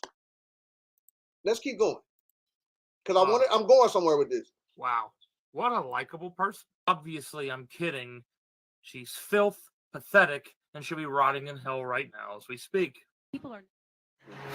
You called my phone. All of y'all that's talking about I'm voting for her because she is black. Now, behind the whole no, let's get back to Margaret Sanger. Hold on, because I want to take y'all. We got to go to the Roe versus Wade thing. We got to go to the Roe versus Wade thing. But let's listen. Let's let these people finish off about Margaret Sanger. Margaret Sanger, who you can go look up and read what she wrote. She was the founder of Planned Parenthood, and she had developed this strategy to go to the churches to tell them to teach people that abortion was a choice and it was their reproductive rights. And she. Oh, there go them churches again. Slide up in them churches. Get the church to work with you. Walk in there with a smile. Act like you care. You see what I'm saying? Ain't that what Kamala doing right now? All that smiling and acting like she cares. Sounds like a Margaret Sanger tactic to me. And y'all want to vote for this lady. Like, this is why I don't see it. Y'all don't know her policies. Then you got people like Slim Thug talking about, I don't care what her policies is. Why wouldn't y'all vote for the black woman? Dummy shit. She said, the black people really believe in their ministers. She wrote this in a letter. You can go read it today. And she said, we can never let it get out that we want to exterminate the black race. They have a lot of faith in the ministry. So let's go through the churches to get this idea out there. So we have to be very careful. We have to make sure the church is always protected and the ideas are pure. Planned Parenthood in the U.S. was started by a racist. And basically her whole plan was to abort. They put abortion clinics in like the black community there, and then also in low income areas, and then like disabled. Like she felt like you need to get like a more pure population. So when you say like, should you abort disabled kids, it's kind of an argument for eugenics. The founder of Planned Parenthood, Margaret Sanger, I find the parroting of her manifesto by Secretary Yellen, the devaluation of life of an unborn poor black and minority children, as very concerning. I've also been aware of Sanger's 1946 book, The Negro Project, in which she shared her vision of poor blacks and other minorities. And I quote, Whoa. Now I ain't even hip to the Negro Project, but Oh somebody yeah, it gets deeper than that, Callie. It gets kept putting the Negro Project in my chat the other night, and I didn't know what it was. See, I don't even know about the Negro Project. no. Margaret Sanger did some damage. She did some real damage. But I let it finish out, and then with the Roe v. Wade, I point out the one part that everybody look over because this is devious. Gotcha. There we go. The gradual suppression, elimination, and eventual extinction of a defective stock, those human weeds which threaten the blooming of the finest flowers of American civilization, unquote. She was a favorite, by the way, of the white supremacist KKK speaking circuit. Now, when you hear that, ain't that what y'all cry about? White supremacy? White supremacy. We're up against white supremacy. Oh my gosh, I'm so oppressed. Slavery, white supremacy, systematic racism. Oh, woe is me, I'm so oppressed. Ain't that what y'all cry about? Yet, you're going to go vote for a woman who's rocking with a white supremacist lady creation to kill your babies, to exterminate your race of people. So you cry about white supremacy, white supremacy, white supremacy. Trump is racist. Trump is racist. But you're going to go vote for this woman who has Planned Parenthoods all through your neighborhood, which was created by a white supremacist woman to kill off your race, to exterminate your race. Make that make sense. The same lady, same black lady that you voting for that told y'all, I'm not going to do anything for you specifically. No. No. So what are you voting for? Like, what is she doing that would make you vote for her? She wants to kill your babies. She's rocking with a white supremacist lady that wants to exterminate your race, called you undesirables, and told you to your face, I'm not going to do anything for you specifically. No. No. No. Negroes? No. I'm not going to do anything for you Negroes specifically. Yeah, that's cool. That's real cool, Kamala. You ain't got to do nothing for us. Y'all voting for that. That's what y'all want to vote for? All right. I'm lost. It don't make sense to me. Let's keep going with this shit. Hold on. Where she set up her first abortion shop testifies to her mission. It was in Black Harlem in 1921. Black Harlem. These are the words of a rabid racist founder of Planned Parenthood. There's a multi-billion-dollar global abortion cartel and has been responsible for the deaths, and that's going to be our legacy, the deaths of tens of millions of Black babies and other children. Of the founder of Parent. 40% of all abortions in this country are performed on Black women. In the state of Mississippi, about 78% of all abortions are performed on Black women. 78%. In the state of Georgia, it's 65%. Why is it that there is sort of this predominance of abortions performed on Black women? When I began research further about eugenics, I discovered Margaret Sanger was a chief advocate of placing the first abortion facilities in this country in Harlem. It made me a bit suspicious because during slavery, the slave masters would kill often the infants of Black women, and sometimes this is really gruesome. They would slice a pregnant woman's belly open and kill the baby. And so in the Black community, from slavery through Jim Crow, there's always been this emphasis on the community protecting the mother, protecting the baby. Fast forward, now there's an emphasis really advanced by these elites. So now we need to help out the race by exterminating the low performers. Kind of made me angry that this comment on the screen is a very good comment, and I want to come back to this. I want to come back to this because this is what I'm asking y'all. Very good comment. Very good comment. the target of that was framed as helping the country, but the target was Black women. Once I saw that, it was game on. Dr. Martin here. I want to read you something from a book that I am reading. On its negative side, it shows us that we are paying for and even submitting to the dictates of an ever-increasing, unceasingly spawning class of human beings who never should have been born at all. This is from Margaret Sanger. She's speaking about Black children. I'm sorry. This comment right here on the screen. I heard somebody say that too. I heard somebody say that too about the unions. But let's keep going. I heard somebody say that too. We are the unceasingly spawning class of human beings who never should have been born at all. Now, Margaret Sanger may sound familiar to you because she is known as an American activist, specifically a woman's activist, when it comes to birth control and things of that nature. Now, when they say a women's activist, the white is silent. She's a white woman's activist. When they say an American activist, the white is also silent. She's a white American activist. She was. This is from The Three Mothers. You need to pick it up. If anybody can help me understand why we need to abort our children, right? Because obviously if I'm coming to the Democrat National Convention, I'm coming to hear what people have to say. I'm coming to hear what policies they plan to implement. I'm coming to hear what they have to offer my community. I'm coming to hear about how we're going to better ourselves as a nation.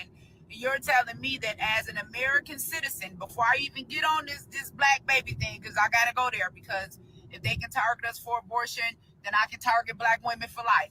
But hear me out, just as an American woman, period. Help me understand how you're okay with this, how you're okay with the fact that all these people have to offer is a free abortion. Now, hold on now. Now, I'm not the brightest star in the sky, but my star does shine bright. Help me understand how out of everything that we're experiencing as American citizens, you're talking about inflation, you're talking about COVID, you're talking about mass incarceration, you're talking about all of these things that we're fighting, poverty, crime, all of these things that we're fighting. And we're going to the Democrat National Convention, and they literally have a bus parked outside Planned Parenthood, and what they're offering is a free abortion on site. Did y'all look up the demographics in Chicago? Huh? Do y'all know what's going on in Chicago? Do you understand how high the crime rate is in Chicago? Is anybody looking at the statistics? Huh? This is genocide. This is wiping us out. But at the end of the day, let's talk about disrespect. Let's talk about the disrespect. Let's talk about how we are telling people, your current government, open arms when it comes to our border. Come, everybody, bring your children, bring your whole family. In fact, keep the women and children over there and just send all the military-aged men. You don't even have to bring the women and children. Is there a Planned Parenthood bus? Is there a baby killing bus anywhere at the border, anywhere in America? I'm just asking a question. In Chicago, you going to the heart of Chicago, DNC. You're going to the heart of Chicago, the Democrat National Convention, where you're going to have all of these Black celebrities. You're going to have Beyonce twirling. It got to be some type of ritual or something at this point. Call me crazy, I don't know, but I can't imagine going to some type of convention for my government and they got a baby killing bus parked outside. Now hold on now. Shit. Some ain't right. Y'all need to pray. And people are flocking to it, right? Flocking to it. Sheep led to the slaughter. Right. Flocking to it. Right. But y'all got Auntie Angie out here begging. But they offering free abortions. It's like you got one person on this side said, I'm offering you life over here, and the other side is saying, I'm offering you death. Now, what we run into? Y'all. I agree. And Bones, you want to jump in? Because I know you wanted to. I'm gonna tell Yeah, you. because on that, that's what people have to realize. The Democratic Party has always been packaging that since the inception. This is what they've been doing. At the same time, they're telling you bring immigrants in, but they're getting rid of you. And like how you mentioned about Roe v. Wade, if people really understand Roe v. Wade, it being overturned isn't a bad thing. Roe v. Wade was the legislation that made it impossible to sue the states for financing mass murder. Because where does the money come from to these abortion clinics? The state government. It took them off the hook. Because now they saying you have the right, and now you can't go after the state for funding planned murder. That's all it did. Overturning it would mean we can go after these programs that were put in our neighborhood. Overturning it means we can hold them accountable. When they legalized it, they just legalized murder. That's it. Nah, real talk. Now I want to show y'all something. Let me see if I can find it. I want to show y'all something. The difference, right? The difference in what y'all seen. Okay, so Roe versus Wade. Let's deal with that. Let's deal with that right now. Check this out. Let me get it up on the screen. Roe versus Wade. All right. Let's get that up on the screen real quick. Let's deal with that. The reason I keep fast forwarding y'all is because I'm trying to get past my commentary on it. I don't want my commentary to play. But let's get to this. Roe versus Wade. Page is that you got a lot of people that sort of caught up in the culture and what they're seeing on the news, the cute little cliches, my body, my choice, you know what I mean? Women's rights, you know what I mean? Women this. And you got a lot of Black women that's like jumping on to that as if they Always. You know what I mean? And Always. so I was just like, okay, so let's just back up. All right, let's just back up. Number one, the white woman known as Roe, she actually came out and told the truth and said everything about the case was a lie. But these so intellectual. Hold on, y'all. Let me keep going. Let's keep going. Daughters never had an abortion. You think they can? And everybody else never had an abortion. So this whole Roe versus Wade thing was based on a lie.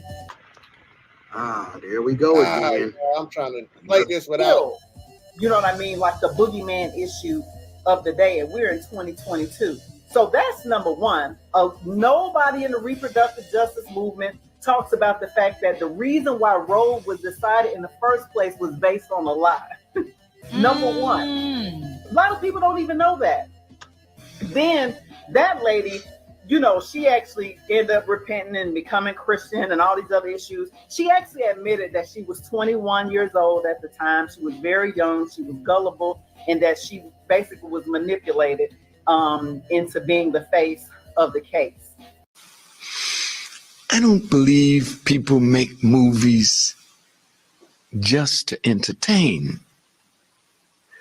Wise people make movies to move people in certain directions. And I, as the former Jane Roe of Roe versus Wade, do regret signing the affidavit for the pro-abortion camps. That was probably about it. It was all an act. Yeah. I did it well, too. I am a good actress. Of course, I'm not acting now. So that's the other issue. The other issue is that Black women at that time, especially in the South, were fighting back against feminism and this issue. Now, here we go. I told y'all this was some feminist stuff that was going on dealing with Kamala. If you got women voting for Kamala, most of this is some feminist stuff. It's feminist.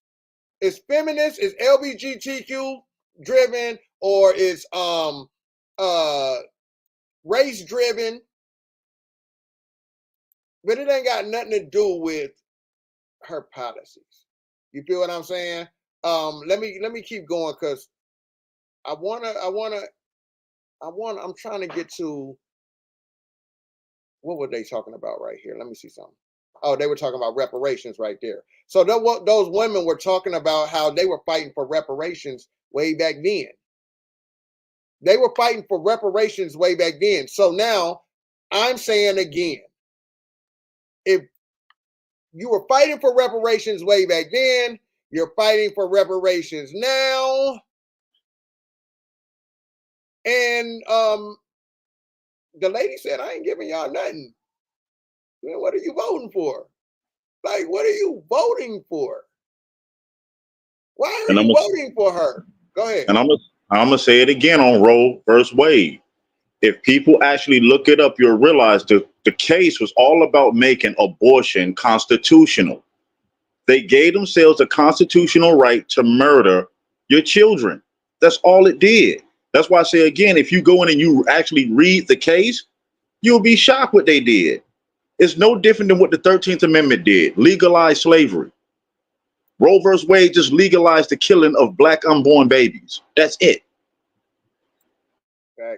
Now, this right here, y'all, I'm jumping around a little bit, all right? So we might jump back and forth a little bit because I'm finding these videos okay, give me a second, cuz I'm finding these videos that I had in my edits that might not be up right now. So remember, we talked about how they play on y'all, man. They play on y'all. Well, here goes Ming Ying's brother again.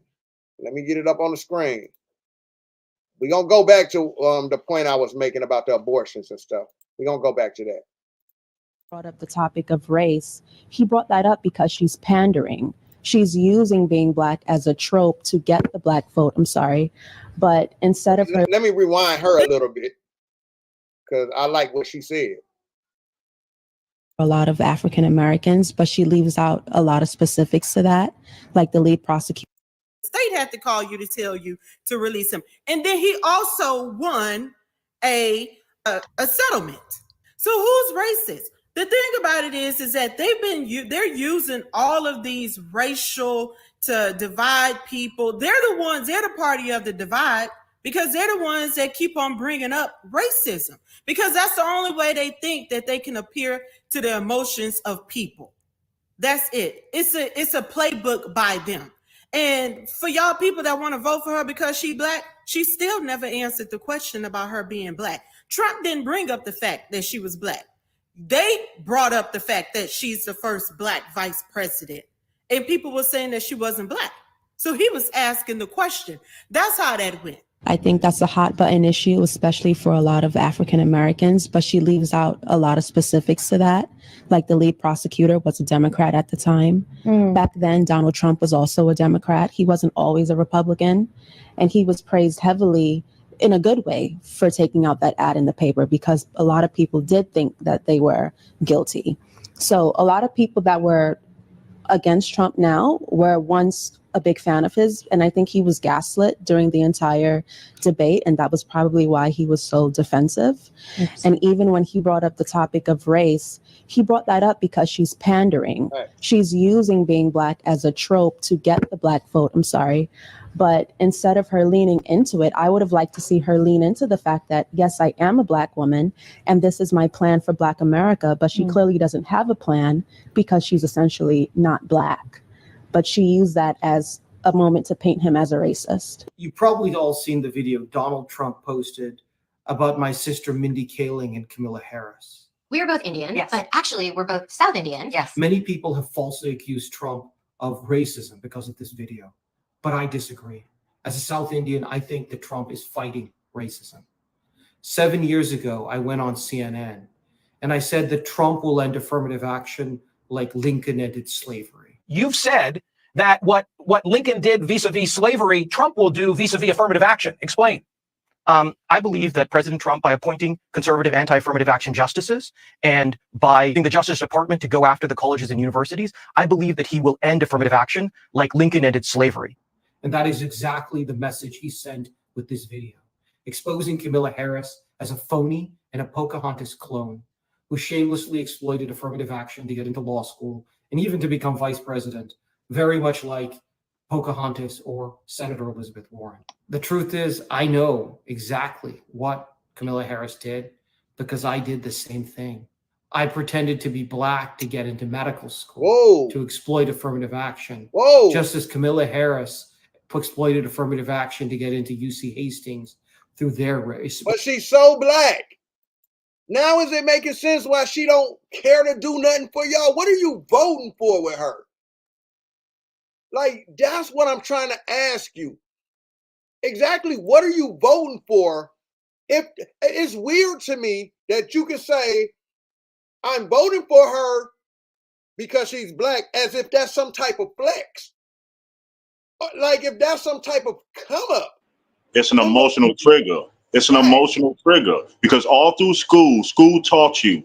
Your parents didn't tell you was black. School did. And what they did, they showed you images of yourself in the lowest form of society for 12 years of your life. So they just activating the program that they implanted in you. That's it. I'm voting for her because she's black. She's a black woman. We listen to Slim Thug talk about why y'all, and we listen to Ricky Smiley out here crying. But you know what else? What is black? Think about it. What is black? What is it? Because if you look at by definition, it says any group that's sharing racial identities with groups out of Africa. So literally, what is black? Yeah. And I mean, we know when she said black, she was trying to pander to African Americans. She wasn't trying to pander to Africans. And we got to remember when they say black, that's all it is, an emotional trigger. That's all it is. That's all it is. But I wanted to show y'all how this brother is telling y'all he played the game too. This is the same guy the research guy showed y'all. He played the game too. He said Kamala Harris is doing the same thing, which it seems like her genealogy is showing. Action justices, and by using the Justice Department to go after the colleges and universities, I believe that he will end affirmative action like Lincoln ended slavery. And that is exactly the message he sent with this video, exposing Camilla Harris as a phony and a Pocahontas clone who shamelessly exploited affirmative action to get into law school and even to become vice president, very much like Pocahontas or Senator Elizabeth Warren. The truth is, I know exactly what Camilla Harris did because I did the same thing. I pretended to be black to get into medical school, to exploit affirmative action, just as Camilla Harris exploited affirmative action to get into UC Hastings through their racist affirmative action program. Trump also pledges to... I'm sorry, y'all. I was just trying to set my thing up. Lampo, what's happening? What's up? My sister Tina up in here. Yeah, Plies be on that BS too. Now, this is where I want to take y'all to, right? Now, this is what Angela Stanton was saying when she said, man, you got one person on one end saying, I want to save your children. Then you got somebody else up that want to pull Planned Parenthood up to they want to pull Planned Parenthood up to the rallies. Now, I want y'all to check this out. This is what she was talking about. This is Trump's Agenda 47, not Trump's Project 2025. This is what he's saying in his agenda. Like, you won't vote no, but you won't vote because you don't want to say anything because you know it's BS. But you know what? Again, a win is a win. We're happy. We'll talk more about it tomorrow if you can't tell. I'm so sleepy. Anyway, you guys have a good Friday evening. Trump also pledges to sign a new executive order to cease all programs that promote the concept of sex and gender transition at any age for any hospital or healthcare provider delivering gender. President Trump's plan. Let me run it back a little bit. I got to run it back a little bit. Happen to trans rights if Donald Trump wins the president. Give me a second. I want to run it back a little bit because I want to see what Trump. Now, you got her rocking with Margaret Sanger and want to pull up an abortion bus, right? Let's see what Trump talking about. The left-wing gender insanity being pushed on our children is an act of child abuse. What will happen to trans rights if Donald Trump wins the presidential election? The former president's re-election website features a section called Agenda 47. What you got to say about Project 2025? Have you heard of Agenda 47? Say what? Agenda 47. Nah. It's the actual platform that Trump is going to push when he becomes president. It's listed on his official campaign website. Project 2025 is not to be found there. Matter of fact, Project 2025 was created by a conservative think tank named the Heritage Foundation. It's supposed to make it illegal to be Has nothing to do with Trump. Trump has neither endorsed nor supported this platform. He has his own. But I saw on BET. I don't care what any Hollywood elite or BET Awards show hosted by Taraji P. Henson have told you about Project 2025. It is not a talking point of President Trump's campaign, nor is it something that he's interested in. Why you have to throw Taraji name in there? Letting it be known that they use Hollywood the programmers. Okay. Hollywood the programmers, because 2025 never had anything to do with Trump. Never. Gotcha. And to just continue to vote for the same people over and over again and never breaking the cycle of chaos that we see within the Black community. Once again, just look at the decades long of Democrat control over Black cities. Uncle Tom. It makes sense, man. But listen, do you? Be mad at what you want to be mad at, but you ain't mad at Trump. Man, shut up, coon. Agenda 47, which has dozens of videos outlining his policies for if he returns to office. In one video, titled President Trump's Plan to Protect Children from Left-Wing Gender Insanity, Trump makes clear his plans for trans rights. On day one, I will revoke Joe Biden's cruel policies on so-called gender-affirming care. I will then ask Congress to permanently stop federal taxpayer dollars from being used to promote or pay for these procedures and pass a law prohibiting child sexual mutilation in all 50 states. It'll go very quickly. It's Friday evening and I'm exhausted, but I had to come forth and say, conservatives, we have a win. Might be a small win, but it's a win. Let me tell you what it is. So basically, the Supreme Court has rejected the Biden administration's request to expand its protections for transgender students, which is absolutely crazy because if you're you're not a transgender. But anyway, I'm so glad my baby is a senior. Y'all don't even know. I'm so glad my child is a senior. Like, anyway, if he wasn't, he would be homeschooled again. But basically, any state that has challenged the Biden ruling, then they can continue to challenge it. They do not have to allow those students to use whichever bathroom they want. If a state hasn't challenged it, this does not go for them. But basically, the protections for transgender students and major regulations will remain on hold while the litigation continues. So it's a temporary win, but a win nonetheless. And it's really signaling what's to come. And I forget their names, but the judges that Biden and Obama put in place, they withheld their vote, which isn't surprising. Imagine it's always crazy, like you won't vote no, but you won't vote because you don't want to say anything because you know it's BS. But you know what? Again, a win is a win. We're happy. We'll talk more about it tomorrow if you can't tell. I'm so sleepy. Anyway, you guys have a good Friday evening. Trump also pledges to sign a new executive order to cease all programs that promote the concept of sex and gender transition at any age. For any hospital or healthcare provider delivering gender-affirming care to trans youth, Trump will make sure they no longer meet the federal health and safety standards for Medicaid and Medicare. Furthermore, I will support the creation of a private right of action for victims to sue doctors who have unforgivably performed these procedures on minor children. In terms of education, President Trump will introduce severe consequences for any teacher or school that suggests a child could be experiencing gender dysphoria. We will promote positive education about the nuclear family, the roles of mothers and fathers, and celebrating rather than erasing the things that make men and women different and unique. Finally, if Trump wins the presidential election in November, he will ask Congress to pass 3 bills that establish that. 1. The only genders recognized by the U.S. government are male and female, and they are assigned at birth. 2. Title IX prohibits men from participating in women's sports. In other words, banning all trans women from competing. 3. Parents must give consent in order for their child to change their gender identity. No serious country should be telling its children that they were born with the wrong gender, a concept that was never heard of in all of human history. Nobody's ever heard of this, what's happening today. It was all when the radical left invented it just a few years ago. Under my leadership, this madness will end.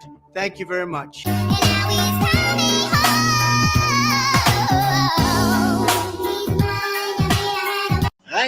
Now, hey man, listen, I like what I hear with Trump's policies. I like what I hear in Agenda 47, not Project 2025, but Agenda 47. It sounds like he's actually fighting for the children while Kamala has an abortion bus at her rallies, screaming that she, got y'all screaming that she black, but y'all voting for this black woman that want to kill your black children. Y'all say Trump is the racist, but it sounds like Trump is the one trying to fight for the children. Like, come on, man. Like, what we doing here? And then, now I haven't looked this up. Yet. But from what I'm understanding, Trump is the only president that doesn't have ancestry of owning slaves. From what I'm understanding, I haven't looked it up yet. Correct. He's a first generation American. Correct. His family doesn't have ancestry of owning slaves. This the racist man that the racist white man that y'all be crying about. The racist white man. But all because this woman has a skin tone, y'all think she black. And she played on that until the racist white man put her on blast. The racist white man put her on blast. I don't know, y'all. Like, you vote for who you want to vote for. You just can't talk that intelligent shit to me, and the common sense shit is smacking you all in the face. The common sense shit is smacking you all in the face. Again, y'all, this live tonight was I wanted to really deal with I'm sleepy. This is my only day, y'all, but I came to sit with y'all about this because we got too many people out here pushing this vote for her because she's black, and then they're disrespecting those of us that actually are thinking. It took Candace Owens to go do that woman's genealogy, and now they're gonna move the goalposts. Well, what does it matter if she's black? What does it matter? It don't matter about her race. Well, it mattered when she was pandering. It mattered when she was trying to be deceitful. It mattered when she was using dead people as her family members. It mattered when you put Meg Thee Stallion up on that stage to tell us what you thought about us. It mattered when you tried to pander to us with the greens in the tub. And we don't like none of that. It got to a point where we knew she wasn't black, and many of us just was like, whatever. But it was many of the Kamala supporters pushing this she's black thing, and we're the dumb ones. It was them pushing she's black. Y'all stupid. Y'all dumb. They can't tell you anything that they're voting for that woman for, because she hasn't laid anything on the table to tell you why to vote for her. She hasn't shown y'all anything. That's why they don't have any talking points. She just now went down to the border. And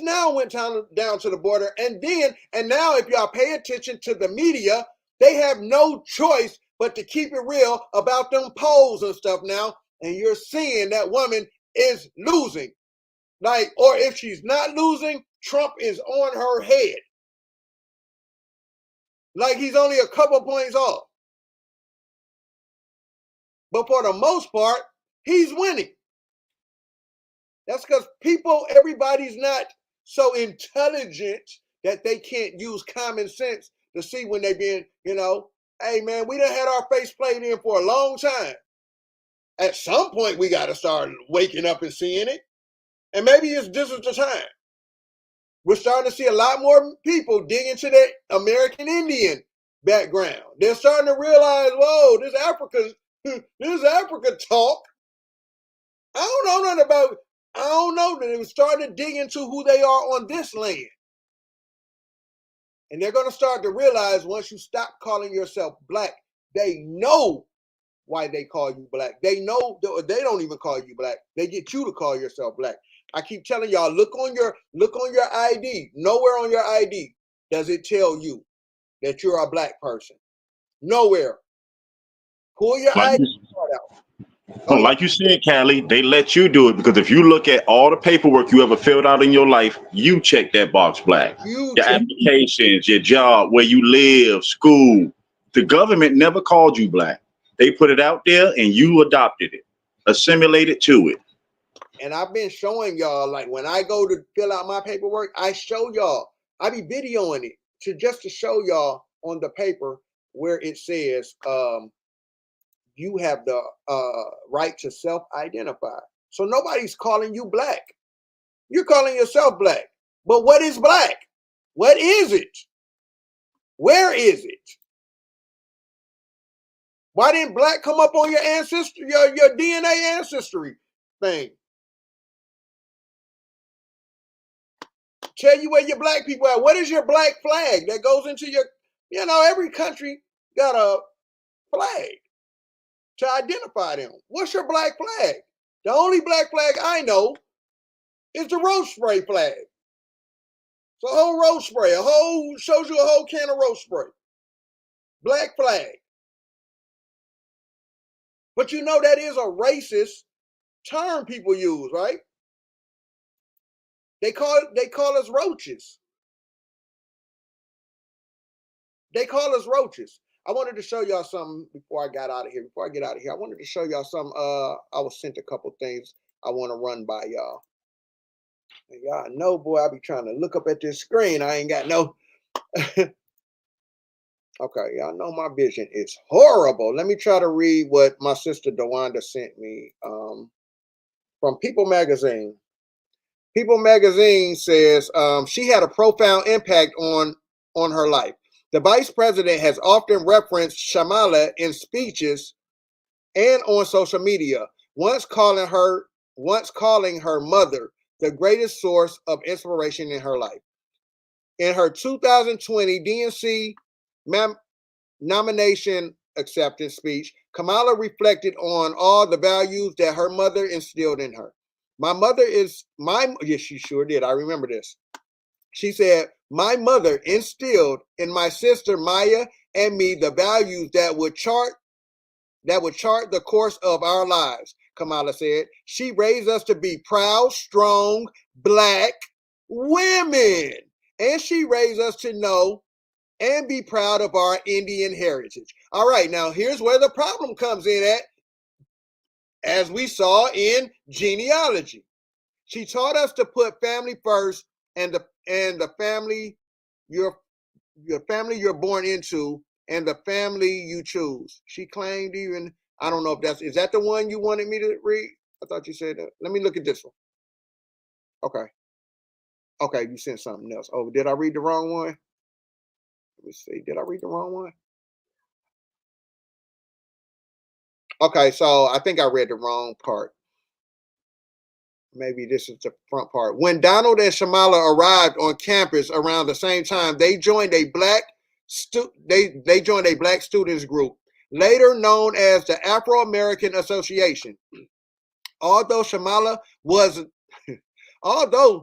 so she still got it in. She wasn't even black.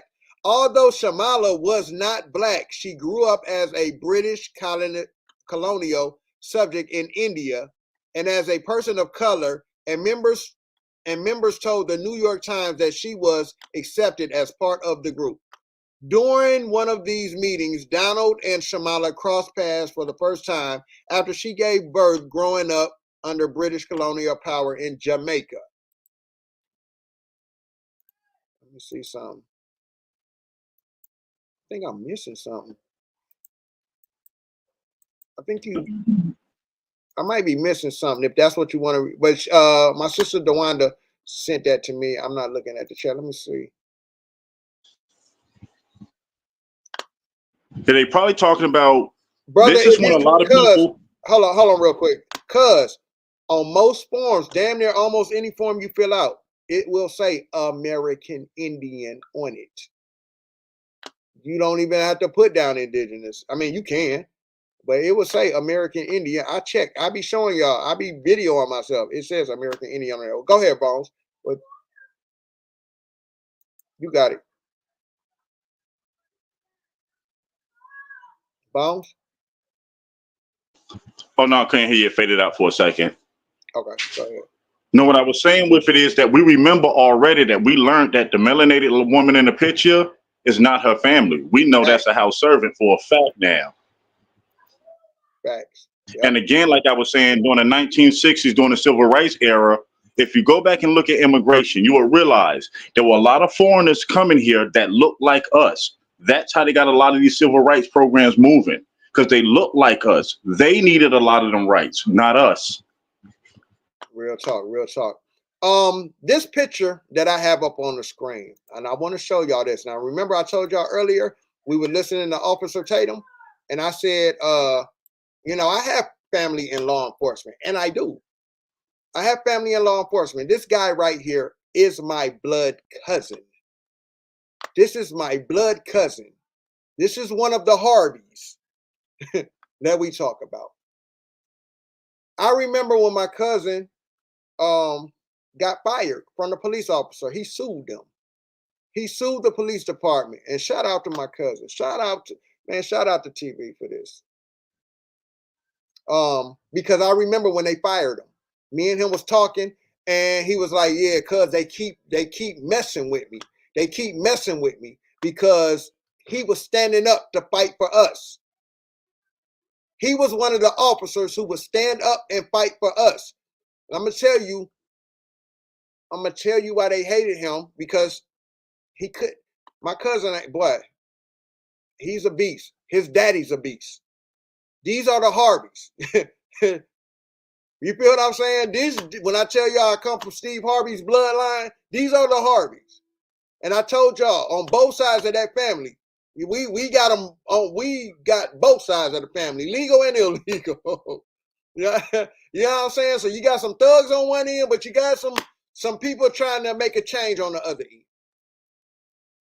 But this guy right here, when I remember when he told me they keep messing with me because he wouldn't bow down to them, and he would make his TikTok videos and stuff speaking out for our people, speaking out. You know, I always ask, why are the police so quiet? He was not one of those police. So if you wonder where my fiery background comes from, matter of fact,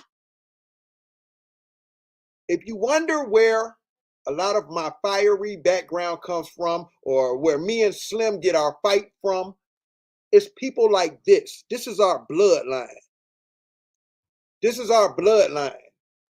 I remember the day they fired him, he hit me up and he was like, fuck it, cuz I'm about to go out here and I'm finna go out here and get in a protest with our people.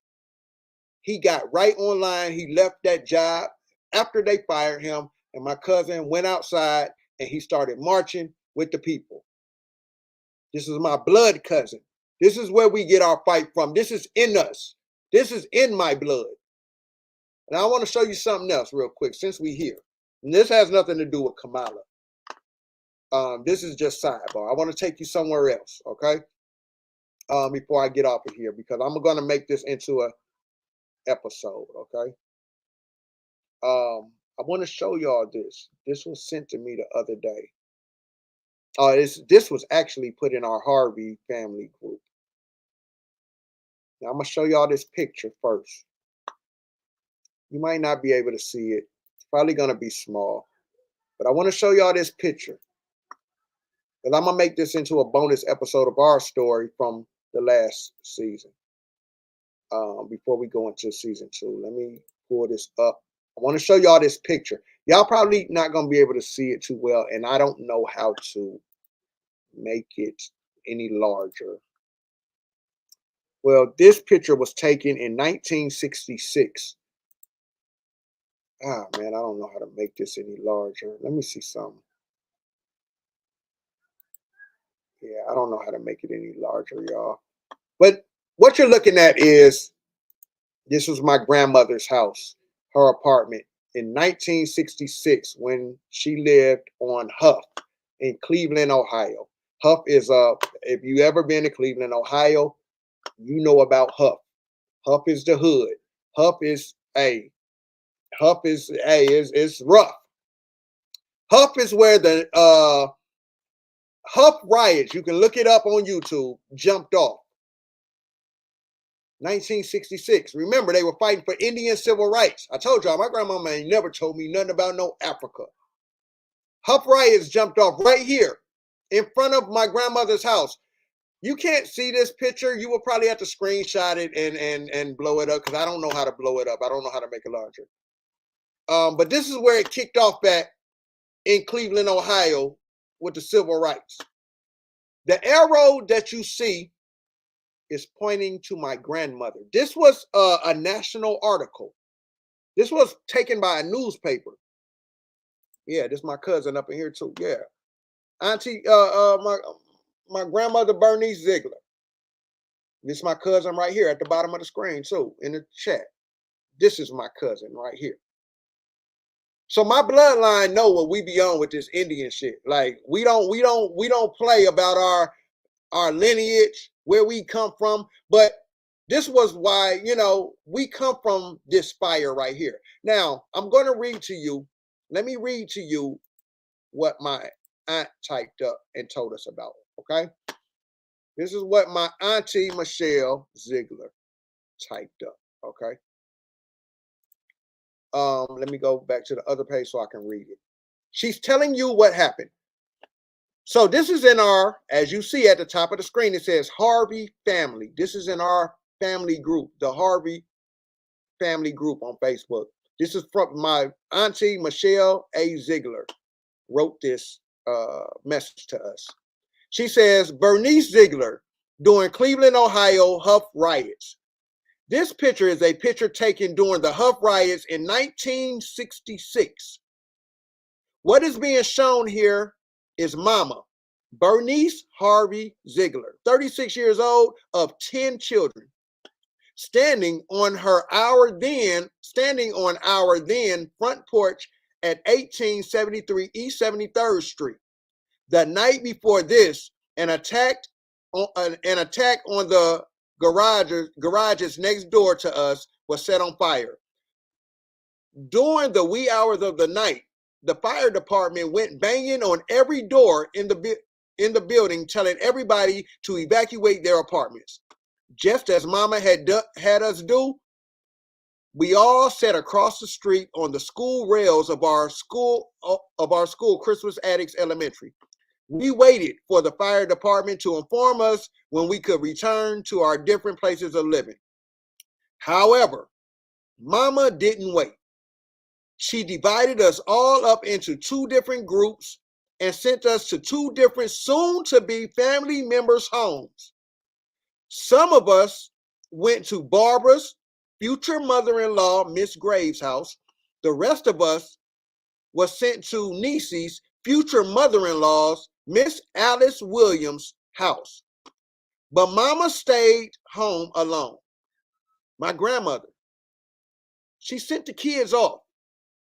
But my grandmother stayed home alone. The riots were jumping off. My grandmother got the kids to safety, but my grandmother stayed home alone.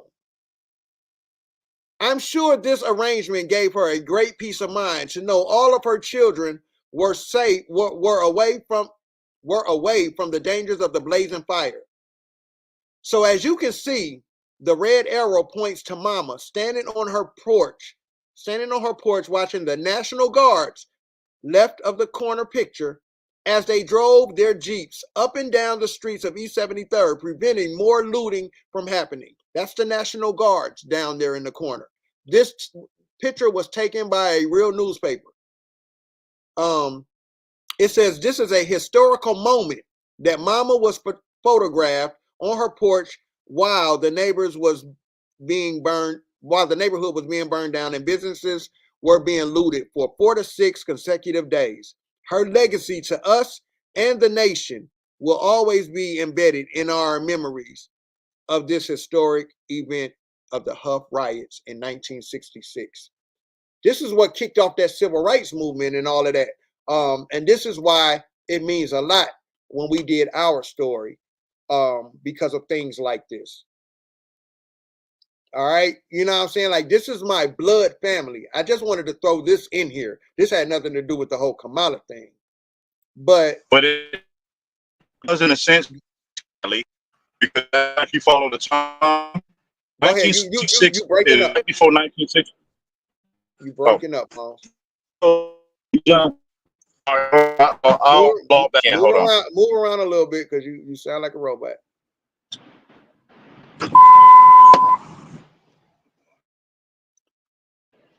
Mic check 1 2. You can hear me better. We hear you good. Go ahead, brother. Yeah, I was saying it's important because in 1965, Lyndon B. Johnson did the Immigration Act, where it did the ban on these Asians. Remember what we learned today. Asians are Hindustanis who look just like us. They're considered Asian. This is when they were coming over here during the civil rights era, going to these colleges. A lot of the melanated people that you see in them newspaper clippings from back then, that's not us.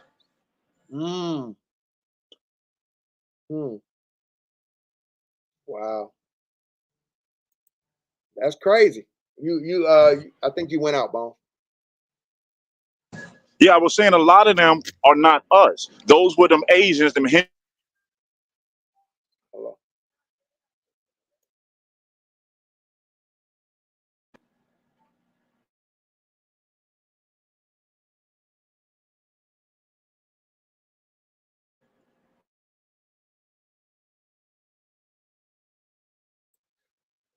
I'm sorry, y'all.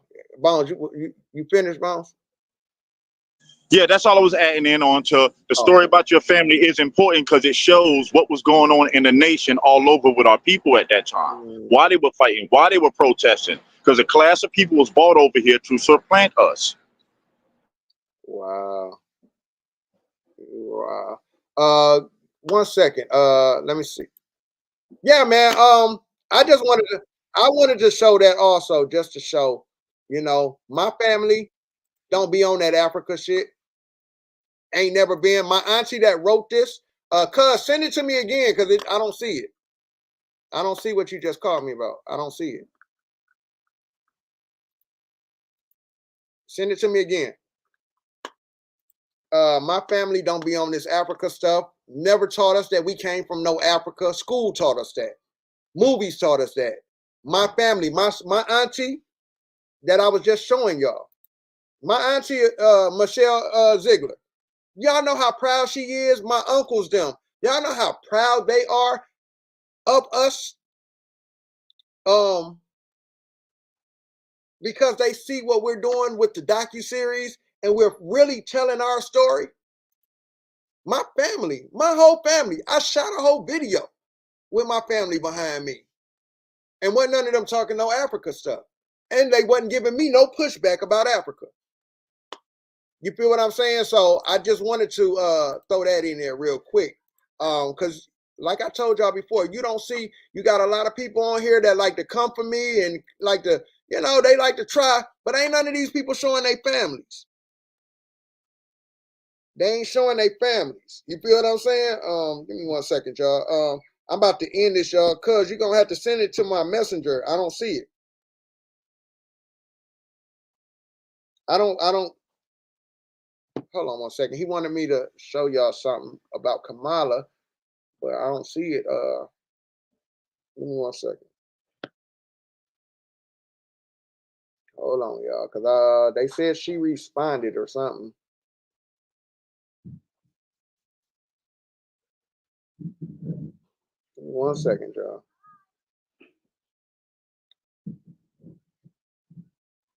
Hold on. Okay,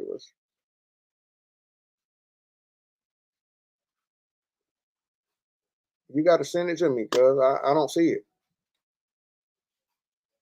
No, send it to the messenger. I can't play it from my text message. Send it to my messenger. Okay. All right. I don't see it. I don't see it. Oh, okay. Gotcha. All right. So I guess Candace must have. All right, I'm gonna pull it up. Give me 1 second, y'all. All right, let's pull up this video.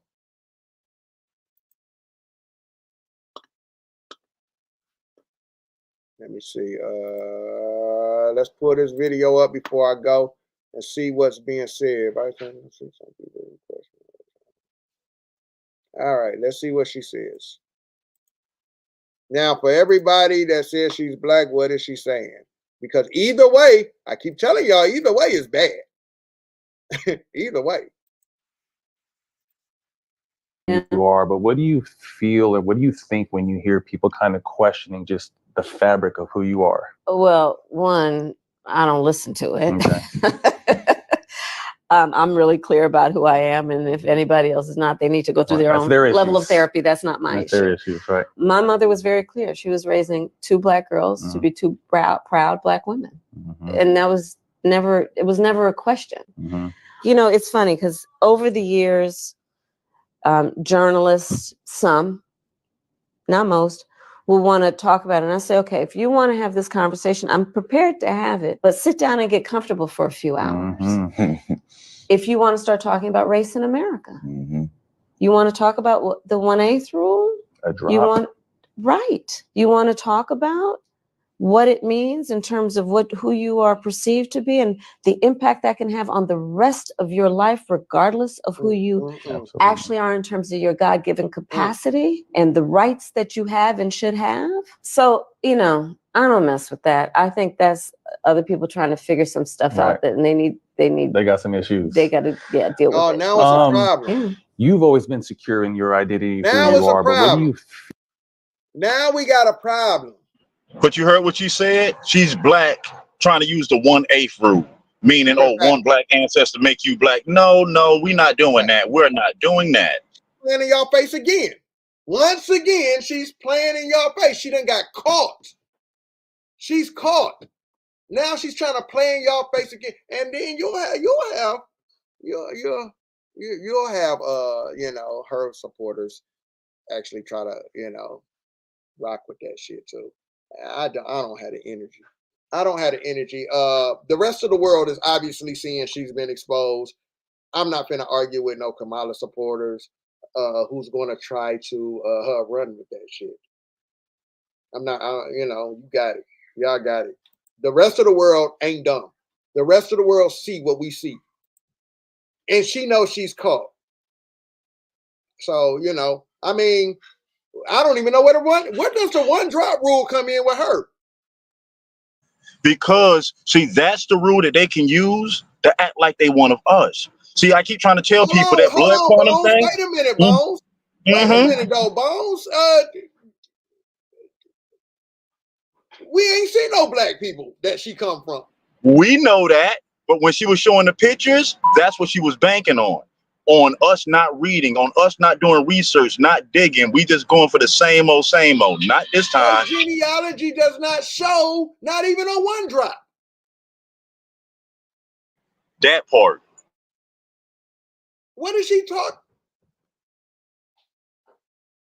Okay, maybe this was an earlier video. Maybe this was before the Candace Owens. Maybe this that's was earlier. That's not new yet. That's earlier. Okay. So she was playing in y'all face there, because right now her genealogy shows no trace of any black anything in her. So what we're looking at is she has been exposed as a liar. Oh, he said that's today. He said that dropped today. So that means you're still lying. Been heard earlier today if she did it today, because that's all the smoke show. That's Matt Barnes' show that came on earlier today. Dan. Oh, so it came on before the Candace shit. Yeah, before Candace came and dropped the bombshell. Now it explains why she's talking about the 1/8. Oh man, you see how this is finna get ugly? You see how genealogy is finna make this ugly? Your genealogy showed no black people in you. So what are we even talking about the 1/8 rule shit for? Why are we even talking about that? Oh wait. Now, this is where they're really finna push and dig in your family. This is where they're really finna go deeper in your family now. Listen, man, everybody in the world ain't stupid. And that's what's showing, and this is why people are looking at Kamala the way they're looking at her. She's not authentic. She's not authentic, man. And this is why people call her a liar. Fuck Kamala. Fuck Kamala. Fuck Kamala. Fuck Kamala. Camel toe Harris, I ain't voting for that thought. She be playing on my peoples, they be sleeping on the plot. Whoever voting for that hoe, you a op. Trump 2024, we finna pop. Fuck Kamala. Fuck Kamala. We ain't voting for that hoe. Fuck Kamala. Fuck Kamala. We ain't voting for that hoe. Yep, lying Kamala. Don't ever tell the truth like lying Obama. We going through the roof in this election with the truth. People still sleeping on it after what we've been through. It's like, damn, Kamala already showing her colors. You dummies are voting for her. It's all because of her color. She's not even black. Man, I put that on God. Indian descent, but everybody's still lost. Border wide open, letting killers in the states. Better keep your eyes focused on Camilla, cause she crave crime bill in 94 ain't got nothing on today. She be legalizing crime and taught Biden how to play it. Y'all voting Democrat, ain't y'all tired? Hating Donald Trump, but Kamala is a liar. We ain't voting for that hoe. We ain't voting for that hoe. We ain't voting for that hoe. We ain't voting for that hoe. Let's go and ride. We ain't voting for that hoe. Lying Kamala never been to the border. Human trafficking, she wanna take all the men from their daughters. The sound of freedom is getting dim, leading the polls. Rappers like Quavo, celebrities believe in this hoe. And I say it in my captions, and I say it as a black man. And we don't care about them poll numbers. They ain't cheating again, we taking action. Democrats always trying to stick with that race card narrative, panhandle to the blacks. Different years, same plan with the Democrats. We're interfering with God's plan to handle that. And I say it with my chest out. Loads of train, we the best out. It took Kamala to go back to stripping. Cause on God, your image don't match a politician. Camel toe Harris, you're fired. Don't nobody really wanna deal with a liar. We ain't voting for that hoe. We ain't voting for that hoe. We ain't voting for that hoe. We ain't voting for that hoe. Yeah, man. I mean, hey, man, it's what it is. It's what it is, man. Like, come on, man. You can't keep playing these games, Bones. I think you froze, bro. I think you froze up. But yeah, man, we can't keep playing these games, man. Like, you playing in our face again. Yeah, come back in. You playing in our face again, man. Come on, man. We keep all that, man. Keep all that. Keep all that. Y'all, I'm about to wrap this up. And let me say this, I'm gonna let Bones have the last words, but let me say this to my cousin, man. I salute you, cuz, for fighting. I remember when they fired you. And I'm glad you pursued it, man. And I'm glad you went hard, man. And you know, I always ask the questions about why are our police of our color so quiet, but you was never one of those. You wasn't never one of those. And that's why they got you up out of here. You was even putting it in your music and everything. But when I saw you actually get up after they fired you and you went right out, you left being fired and walked outside and started walking with the people, man. Man, salute to you for that. And I just wanted to, shout out to you for that, man. And I wanted to show y'all my grandmother, man. And real quick. So in that, what I was reading to y'all, Miss Alice Williams, that was mentioned in that article about that message that my aunt wrote about my grandmother. Miss Alice Williams is my other grandmother. So in the article, it says she split her kids up and sent them to do two different future family members. She sent them to my other aunts who ended up getting married, sent them to their house. And also my other grandmother's house, my dad's mom's. Miss Alice Williams is my dad's mom. That's how tight knit our communities were. and our people. And my Miss Alice Williams knew she wasn't no African. Bernice Ziegler knew she wasn't no African. You know what I'm saying? So y'all can't talk to me about my bloodline. You know what I'm saying? I refuse to argue with y'all about my bloodline if you ain't even did your genealogy.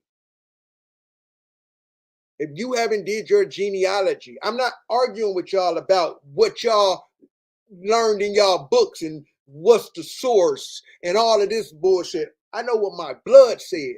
I know who I come from. I know where they come from on this land. I don't know nothing about no Africa. I don't know nothing about no Africa.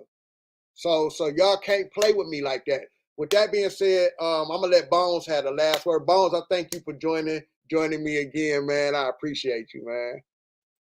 No, like I said, no problem anytime. And if there's anything that we all take from the information today, it lets us know that genealogy does work. It lets us know the importance of genealogy. And it lets you know why we have to stop letting people tell us who we are and who we are not. And why we have to identify the people that's speaking for us.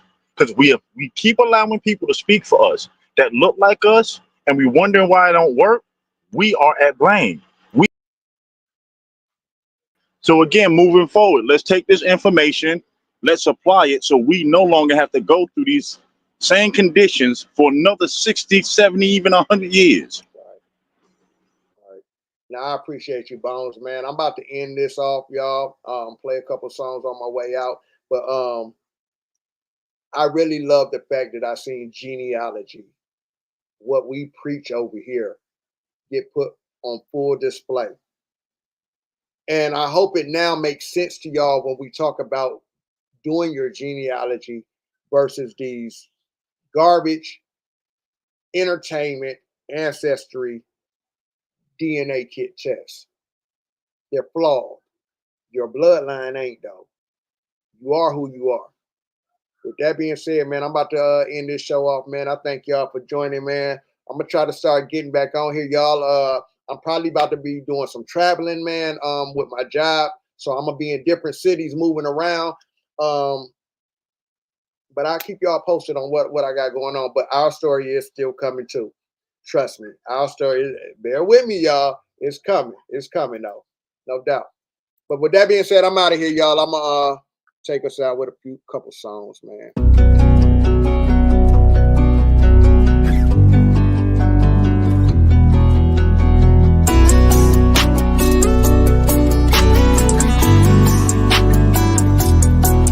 I went and got this shit out of the mud. No, I wanted all my diamonds on flood. Saying more money ain't problem. Solve it with this chop. I come from misunderstood. No, I came out the dirt. If I give you my time, I'ma give you my all. No, I'm putting in work. My finger on the trigger, my eyes on the prize. Made the room move and these beats you get hurt. I'm like, tell me what you want. You gotta tell me what you know. Rolling up, she got me stoned. Came out the mud and now I'm known. I fucked up all my life, I know I was wrong. Tryna paint a little picture of me like Mona Lisa want me gone. But I can't go. Got the wood with the grip, I'ma leave his head blown. Deep down, deep in the sea. I take them deep down, deep in the sea. I take them deep down, deep in the sea. I want it all, I ain't going for nothing. I want that you get the best of me. Yeah, want some man to do, make plans, boo. Took to the streets, but that's old news. Got a couple pieces on speed dial, shit pop off, I call too. Then walk off, got the sawed off, come back with it, then saws off. I'm back in it like a saw gone, that's recipes, my pop off. Till I see you again one day. How you got took while I stepped in the gate? Whole town got hooked, so I reel in the bait. They ain't asked me to eat, still I got me a plate. They ain't asked me to be here, this is where I stay.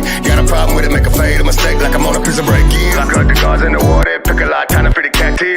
Picking the lot, flicking the stick in the rock, bricking the block, wrist hurt a lot. Ain't got no time for the flock. Athlete ahead of the car, soldier on wires, packing the heat for the flock, racking up peace for the pot. Do it regardless, bitch, you know we the mob. Run with the ruthless and heartless. I went and got this shit out of the mud. No, I wanted all my diamonds on flood. Saying more money ain't problem. Solve it with this chop. I come from misunderstood. No, I came out the dirt. If I give you my time, I'ma give you my all. No, I'm putting in work. My finger on the trigger, my eyes on the prize. Made the room move and these beats you get hurt. I'm like, tell me what you want. You gotta tell me what you know. Rolling up, she got me stoned. Came out the mud and now I'm known. I fucked up all my life, I know I was wrong. Tryna paint a little picture of me like Mona Lisa want me gone. But I can't go. Got the wood with the grip, I'ma leave his head blown. Deep down, deep in the sea. I take them deep down,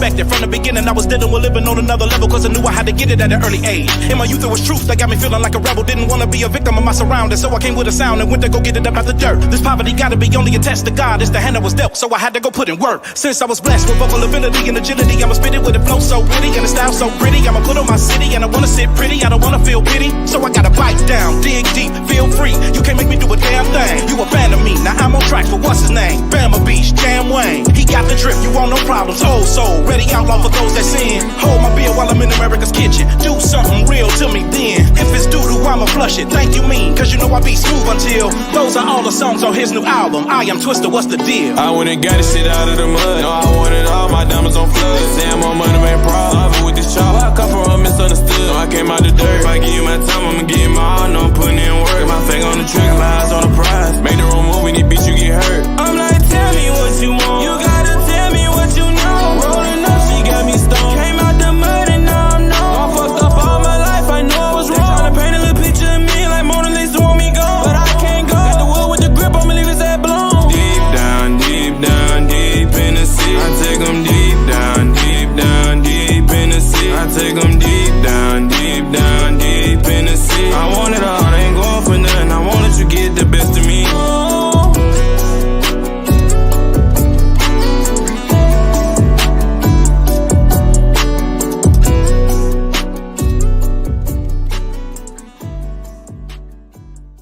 Bragg's idiotic, small-minded prosecution.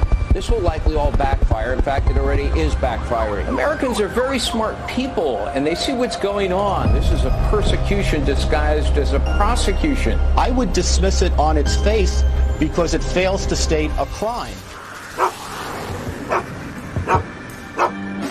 Make America, make America, make America, make America great again. Make America, make America, make America, make America great again. Make America, make America, make America, make America great again. Make America, make America, John, make America strong life. Let's go. Great again. Look, this a MAGA town, but we don't lag around, homie. We want freedom to speak the truth, ain't gon' have it now. No need to brag about how Trump laughs without any media on his side. What they so mad about? It's cause he speak the truth and not just cause it's sassy mouth. It's more about the real content that's coming out. See, they don't like that though, cause he speak against what they want. They want this country underwater, but he'd rather see it float. So we ain't going nowhere, so tell them burn the boats. We too committed to the truth like we under oath. Just like I said before, we never gon' bend the fold. We seeing straight through their lives, they already know. The whole woke culture is just a joke, and we ain't never gon' stop, so let it go. And they've been coming for you Trump since 7 years ago. This country still screaming Trump 2024. Make America, make America, make America, make America great again.